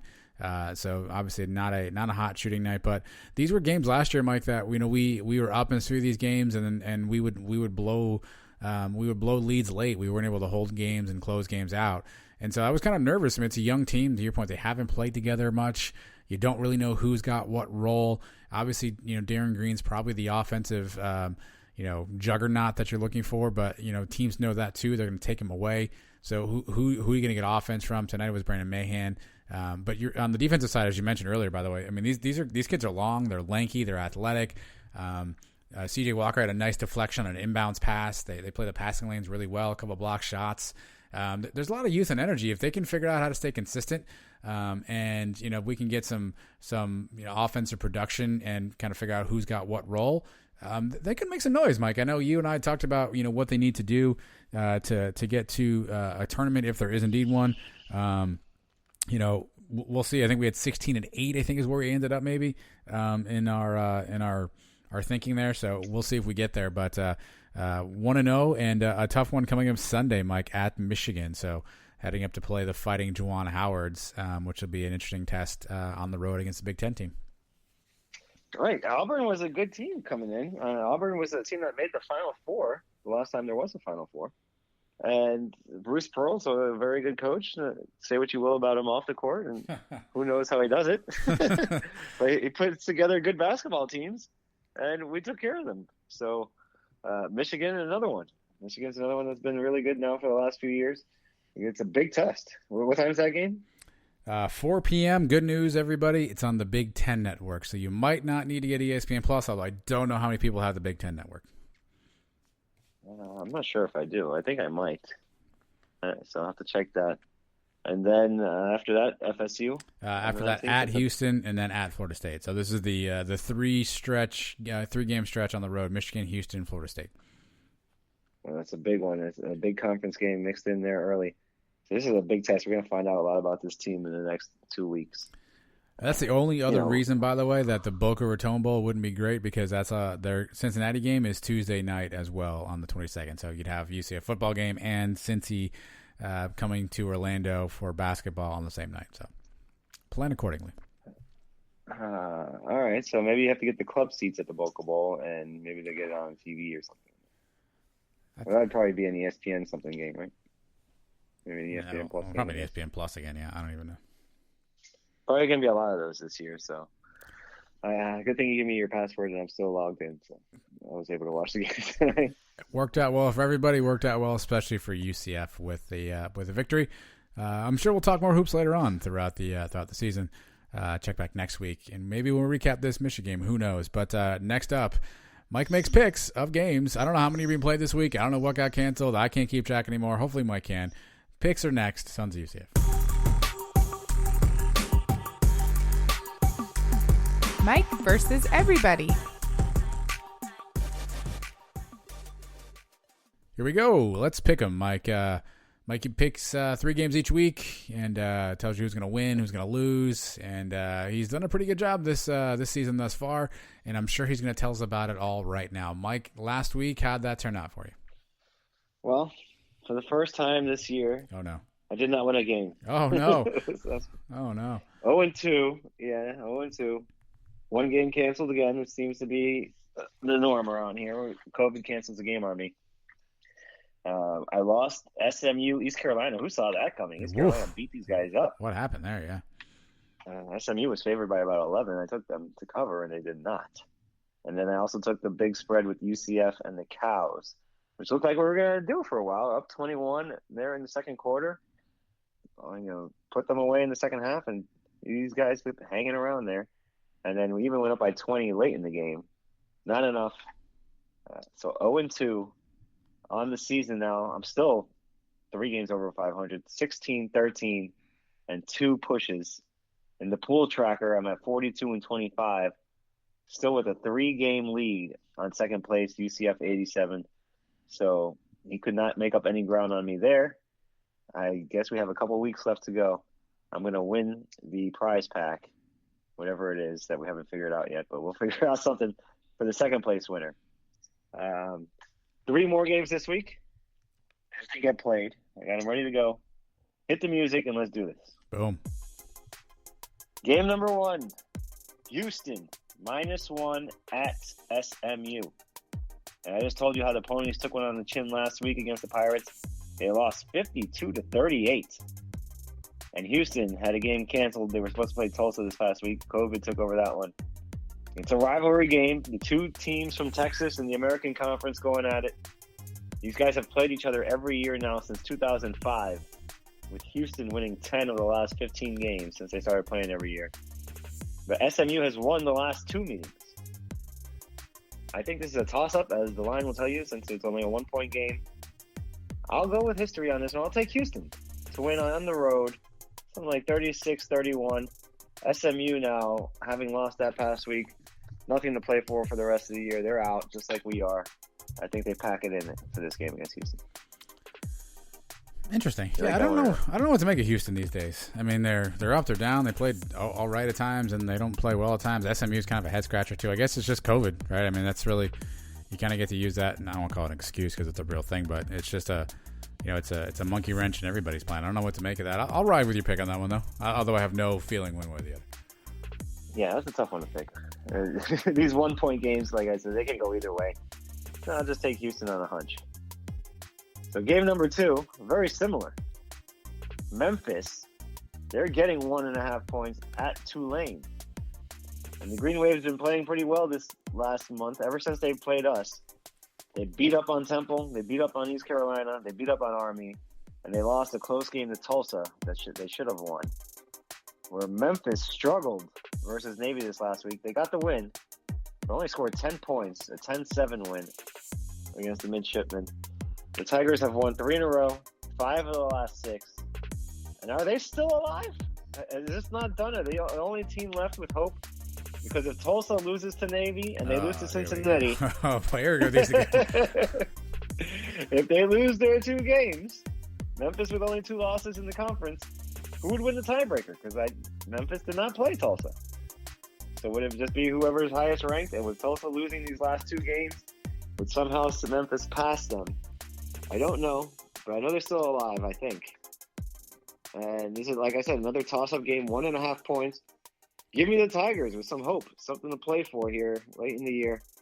To win a close one, something like 24-22, and get the win in New Orleans. You like that one? I don't. I actually want to go Tulane there. All right, that makes me more confident. Yeah, you probably should be. I'd go Tulane there. I kind of like some of these young, scrappy teams in the American who are kind of playing really well, making a name for themselves, like a Tulane. I don't want them to play well against us, but I don't mind seeing some kind of up and coming teams. Willie Fritz, by the way, Tulane's head coach, is listed as a potential candidate for the Vanderbilt job, which came open this weekend. So maybe that's something that he's keeping an eye on. Players keeping an eye on. Who knows? But give me Tulane. What the heck? Give me the Green Wave. Roll the wave. All right, another reason to go against Tulane, because once your coach starts getting these rumors around him, who knows? Maybe he's already having talks with Vanderbilt. Cheesesteaks? May have checked out. Maybe they're having cheesesteaks? Okay. Secret meeting somewhere. Who knows? Game number 3, Tulsa, minus 11 points at Navy. And the Golden Hurricane, I know this for sure, they can clinch a spot in the championship game with a win this week. Like I said, Memphis would need them to at least lose 2. I don't know how the American would work this. Would they just cancel the regular season game that was a makeup between Tulsa and Cincinnati anyway next week and just send both teams to the championship game? Or would they have them play that game to see who gets to host the championship game? I heard a wacky conspiracy theory on the radio today. I think it was Rick Neuheisel, was basically saying that what he thinks he was playing this game where he was the commissioner of each conference, and what he thinks that Oresco should do is basically cancel the regular season game, if you will, make that the championship game, and then but yet make one or both Tulsa and Cincy try to schedule another game after or before the championship game. Basically, right? So try to find like a BYU or somebody to help to bolster their chances to get into the playoff. Well, it works for Cincinnati. That would. Yeah, he didn't say that, but of course, yes. He was referring to Cincinnati only, but yes. That would be interesting, I suppose. But then you would have to guarantee that you have a game, because if you play the championship game a week earlier than everybody else, and then you're sitting around during the championship week and you don't have another game to play, that's just going to hurt Cincinnati. And they'll be out of sight, out of mind. They would not get in the playoff, which we know they're not getting in anyway. But this would make 2 years in a row that we have rematches in the back-to-back weeks to end the year. Remember, Cincinnati played Memphis in the regular season finale last year and then played them again the next week in the championship game. That's what we have potential for this year. The midshipmen, Navy, they can cause some problems here, especially being at home. We saw they just held Memphis to 10 points. I think Tulsa's going to win, but they don't blow teams out. They win close games. Mm-hmm. They've only won – the only game they won by more than 10 points this year against the Cows. And that was early in the year before the Cows were able to score 46 points and put up 646 yards of offense. That was the impotent Cow offense that we knew early in the year. I think Tulsa wins. I think Navy covers. Tulsa wins another 4-point game. That seems to be their zone this year. That's where they're comfortable playing. They get down early and they come back and win something like 27-23. Give me Navy with the 11 points. And then we figure out, I guess, what to do. What does Oresco have up his sleeve? Probably nothing. Oh, I think nothing. I mean, at this point, he'll probably do whatever he can to get Cincinnati as high up the rankings as he can, would be my guess. Not saying that Tulsa's going to get screwed, but Tulsa's going to get screwed. Yeah, does he really want them risking having to beat Tulsa twice? So maybe he does just cancel that game, and Cincinnati stays undefeated with only one more win instead of having to beat them 2 times. Yeah, no, I agree. I don't think. I think he wants to do whatever he can to minimize any damage to come to Cincinnati. Right, and then will he try to schedule another game? It's getting late now for that. Who's BYU's got nothing left, huh? No, I think they're open. It depends, man. You see these schools all the time now are walking around looking for schools to play with all these cancellations. I think Florida State's had pretty much every game canceled. Like Duke had a game canceled that now they are playing Miami this weekend when they weren't supposed to play Miami this weekend. They're probably going to be an option or two out there. I don't think there's going to be a ton of them. But there's probably gonna be a couple out there that they could, try to grab if they're so inclined. But if you're BYU, why play them? I mean, I guess if you're a lower, ACC team, like maybe you take that game, because there's talk that people were saying that UCF should play Miami before when that game was open, because Miami has an open date. But we'll see what motivations are at that point. How would you feel about that Miami UCF game? I thought about it, man. I don't. In some respects, I think it would be interesting because it would almost be like our de facto bowl game. So in that respect, I could probably get up for it. If I would need to know that the guys are as committed as I am, though. So that would be the only catch. But I would be into it. I would certainly watch it, of course, right? But I think I'd only want it if it came with maybe a return game at some point. Just go down there and play them for one game. I guess we should do it if we got the chance, but I'd love to attach something to it if we could have. Well, it'd be fun. Yeah, I'd get to go to the game, so that'd be cool. But I would have no confidence in our defense stopping the Eric King. It could get ugly. Yeah, we would score points on them too. It'd be another one of these 100-point total games. But it's not happening, obviously. Well, I don't think we're scheduling any games in these next couple of weeks. Right? Yeah, and knowing that Marlon is going to be out, obviously some other guys, their status up in the air. I mean, if I knew I had my full complement of players coming in, everybody was there, everybody was healthy, everybody was ready to play, maybe I feel differently. But, a sort of a banged up team, because we at this point I don't know how many games Miami's played. I don't know what Miami's record is, but I think we've played more than them off the top of my head. I'm not sure. So there's more wear and tear on our guys than other guys. So yeah, I would have watched it, but I wasn't like, oh yeah, we have to schedule this thing. Oh my god, that's what we need. Like I could have gone either way with it. No, I could easily see us losing that game too, and then does that set us back? I don't know, but it would be a bowl game. It'd be better than any bowl game we end up playing in. So for that, it would be cool. But I guess we'll wait around for the Boca Bowl. The Boca Bowl. 3 weeks. Yes, here we come, Boca Bowl. Let me clean up. I'm excited for the Boca Bowl. We never played in it, and it's close for me. So selfishly, I'd like it. Miami is better than the Cure. Miami's 7-1, by the way. All right. And I guess they're done with their conference games. This Duke game is a conference game. But, yeah. I don't know. Yeah, I don't know. Don't they have a game scheduled? I think they have a game scheduled for the championship week too. If they're not playing in that game, which they won't be. I think they have a makeup game, yeah, on the schedule at that point. Right. Who the hell knows? All right, well, those are your picks. Those are Mike's picks. I'm sure they're going to be great. If you are following along on the pool tracker, make sure you get your picks in so you can win maybe a really cool prize at some point in your life. And I'm sure as Mike tends to do, he will come back next week and tell you how well he did, because that's what everybody does. But coming up next, the Cow of the Week segment. Again, when we play the cows, it's even better. Let's get some cows working right now. Sons of UCF, don't go anywhere. I'm Jeff Allen. Join me each week for unique yet common sense opinions on sports on the Jeff Allen Sports Talk Podcast. We will break down the sports world minus the hot takes with prominent guests and my stable of sports guys. It's sports conversation the way it should be. Search Jeff Allen Sports Talk wherever you get your podcasts or go to jeffallensportstalk.com.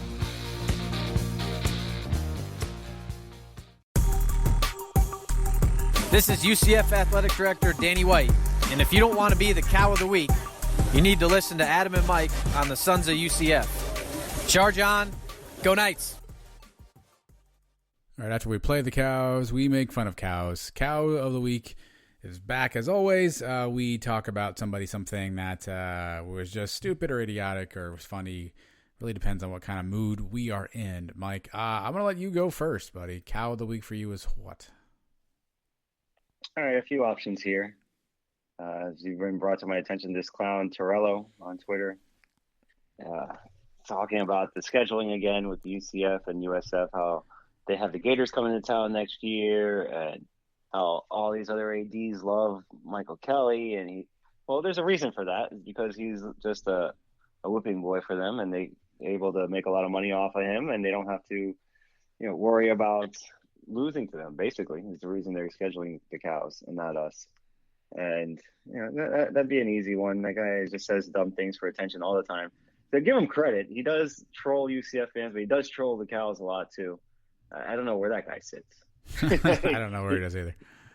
He just wants attention is basically all he does. So, and I guess he got a little bit of it here. That's why I didn't really want to make him my main cow.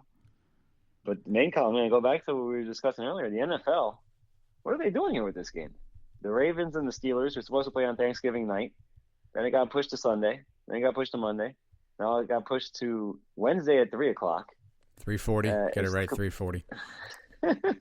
Well, they'll probably tell you it's 3 o'clock so you can watch their pregame show, which is something we do, I guess. That's fair. Like really fast pregame shows. That's fair.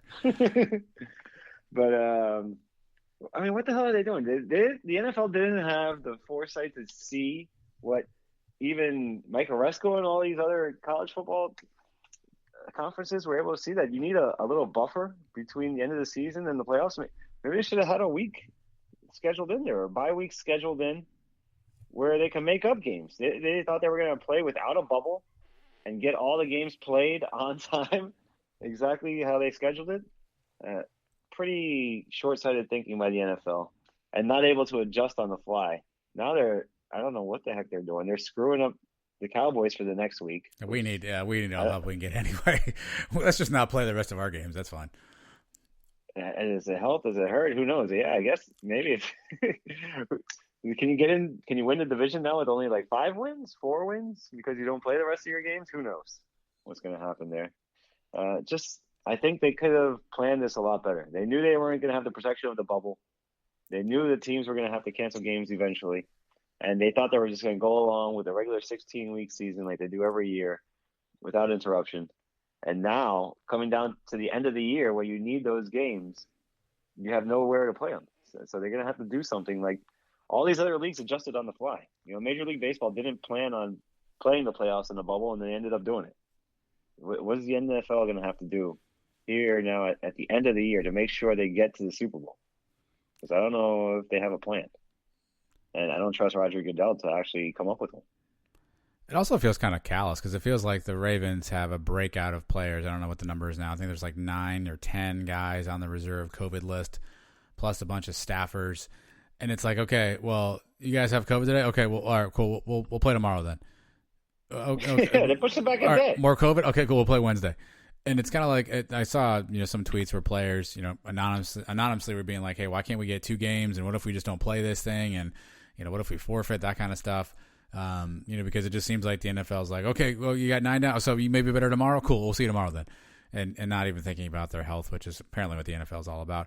I also think they missed an opportunity. Like, why didn't they let these teams just load up on a practice squad? Just another like 25, 30 guys that they could have brought in, have them nowhere near the facility, and these guys just practicing and playing at an off-site location for just a situation like this. Give some guys some reps on film, like film practices and whatnot, right? Think about guys on like UCF teams like a Snelson or an AK or somebody who hasn't had a chance to get a ton of meaningful snaps. Maybe they get on one of these practice taxi squad deals. They're playing in practice. They get some good film on them. Maybe there's a chance that comes out of that too. I think they could have been smarter about some of this stuff, but it seems like they just had no foresight. And then the freaking Broncos essentially. The Broncos were just, because they didn't wear masks in the meeting room, the NFL was like, it sucks for you guys. Game's on Sunday. Oh, you guys have any quarterbacks? That's cool. No, you can't use your coach either, by the way. Yeah, we'll see you Sunday. I guess it's a business, and in the Broncos case, they didn't follow the rules, so it's the punishment for that. But, yeah, this entire NFL season is starting to get a little bit shaky as we get down the stretch here. I don't know if we're going to get to the Super Bowl. And that's a shame because the way my Giants are playing, we may be the team going. Listen, the Eagles are losing right now on Monday Night Football. They're going to go to 3-7-1. The Cowboys are a dumpster fire. Really, it's you and the football team.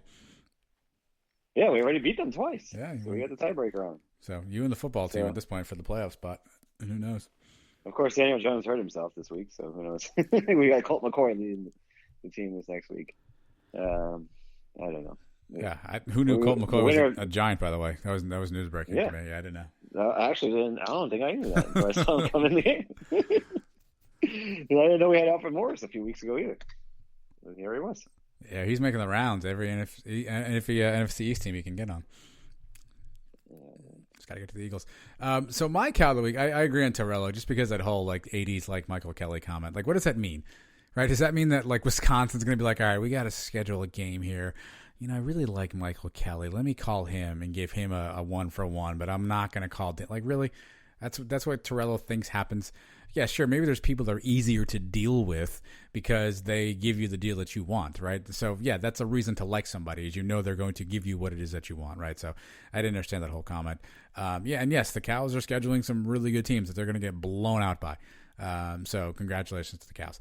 My cow of the week, Mike, is I'm going to stay in kind of the same realm that you're in. I'm going to go college football as my cow of the week. We kind of touched on it a little bit when we were doing our pick segment, but there is so much stuff going on in college football right now that I don't even really know how you're going to decide who does what, right? Ohio State cancels a bunch of games because of COVID stuff. Very, very real concern. I completely get it.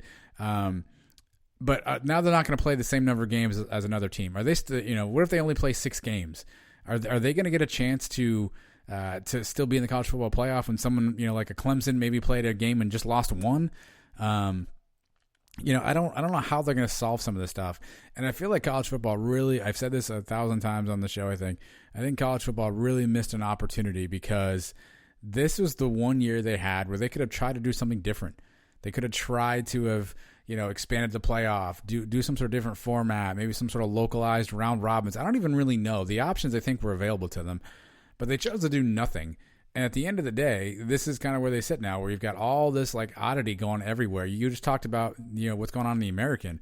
where, you may have two teams playing back-to-back again. Do they need to schedule another team? Clemson has had a bunch of games canceled. Like, where are they going to fall? I think I saw that Texas State just finished their season. I think they went 2-10, and Utah just played their second game. So I don't know what you do with that. Like, I don't know what you do with that. Then there's I think if I read this right, UTSA, University of Texas San Antonio.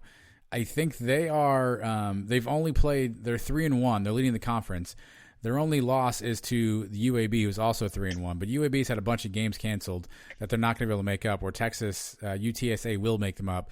So in theory, who's better, UAB or UTSA? Like, it doesn't really matter because no one cares about those conferences. But the moral of the story is, I think the college football team playoffs could have had a better opportunity to make something unique this year, right? If you take the top three from every conference and you do some sort of a tournament, I don't know what it could have been, Mike, and I understand that bubbles and health and all that stuff would have been a concern, but it's just going to be it's basically just the committee's going to pick their 4 favorite teams, and that's really what they're going to do, which is, I guess, what they do every year.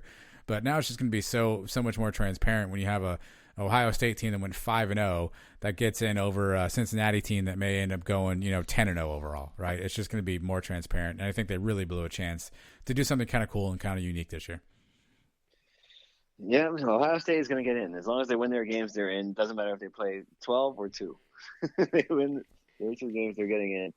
And it's a shame that college football is the way it is. And it's basically every conference for themselves. That goes back to the root of the problem. There is nobody that governs all of college football. Every conference does whatever they want to do. We've talked about scheduling reform for years. If you can pick and choose who you want to play, that's a big problem. Games should be determined by some kind of governing body, some kind of scheduling committee that makes every team schedule for them. Every team should have to play the same amount of home games and road games, just like every other sport. I mean, baseball, you play 81 at home, 81 on the road. Football, you play 8 at home, 8 on the road. College football, some teams play 8 home games, 4 road games. Some teams play 6 and 6. Some teams play. We used to play 4 home games in a year. It's ridiculous. Everything is favored towards who has the money. The SEC makes the most money. All right, they get the most home games. They get the more TV, the better TV times. Nothing is fair about college football. And then deciding who gets to play in the playoffs is not fair either. And you're right, they could have had a chance this year to say, let's change it up, at least for a year. Let's try to make things better. But they knew that would just open the door for the next few years, and that's probably the reason they're not doing it, because it would make too much sense. And this year, people would love it. People would love a real playoff. And God forbid a team like Cincinnati gets in and makes some noise and beats an SEC team. Then what? Oh, boy, now we have to let these guys in every year? No, that's not going to happen. So let's keep it at 4. Let's keep doing it the way we always do it. And it's a shame, man. It's a shame that college football is the way it is. Maybe one day we'll see a change, hopefully sometime soon. Yeah, I mean, if there was a year to do it, this was it, right? You could have gotten away with, all the, think about every sport, Mike, did something a little, except for the NFL, like you said, but, baseball cut their season, into a third essentially, right? And the NBA played in a bubble. The NHL played in a bubble. Everyone did something a little bit different to try to accommodate what's a really weird year, get some games in, have some excitement, and try to have a fair competition. And, college football and the NFL are like, nah, we're good. Just roll the balls out. Well, if you can play, you can play. If you don't, and the NFL just basically says play anyway. I don't care if you can. But college is like, nah, if you can't play, you can't play. That's cool. We'll still let you know who's the winner.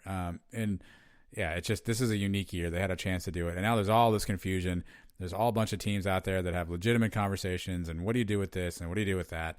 And it's just a cluster. And it's just too bad college football can never really get out of their own way. So that's, I guess those wraps up our Cow of the Week, Mike. It's been a busy week around these parts. Obviously Cow game. Now we're in the basketball season. We got KZ stuff on the horizon. We got a bowl game opportunity. There's a lot going on. The good news for all of you is that we here at the Sons of UCF will continue to be there for you. We'll continue to make shows and do all this fun stuff so you guys have something to listen to, and you can hear us drone out about our conspiracy theories about UCF. Yeah, football season may be over now, but I told you we're a basketball school now. Basketball looks pretty good as long as we get to play our games. And then we got baseball coming up soon, so we're going to have some fun interviews now in the off season too. That's another thing. And maybe now is a good time once we get through. If we end up getting into a lull here without stuff to do, we can bring back some of those old interviews that UCF, MSU, Clemson's been dying to hear. We're working on them. We're working on them. We'll bring back some old shows. Maybe not the whole show, but some interviews, and we'll re-release some of the stuff. And we've picked up a lot of new listeners here, I think, in the last couple of months. So they probably haven't heard some of the stuff we did in the past. It might be cool for some people to go back and listen to. And then we will continue to keep doing new stuff and bring new guys on, guys you haven't heard from before. It'll be interesting. It's never boring around here for us, right? We always have something to do. Yeah, I feel like we got something going on at all times. So, we'll continue to do all that stuff. Again, you can find us. Make sure you follow. If you're listening to us for the first time, hit subscribe. Feel free to download, rate, review, all that good jazz. 5 stars is fantastic. Haven't checked our iTunes rating in a while, Mike. I feel like it was pretty strong, but continue to follow along. Your support is much appreciated, and we'll continue to get you through the months here. We'll see what the rest of December holds as we kind of await the ending of college football, recruiting season right around the corner, hoops in full swing. We got you covered here, Sons of UCF. So just find us, and we'll take care of the rest. We'll be back next week. Mike, we'll do something next week. We'll have another show for everybody. We'll talk some hoops. We'll update you on football. So until next time, everybody, you enjoy your week. Everybody have a great week, and go Knights. Charge on.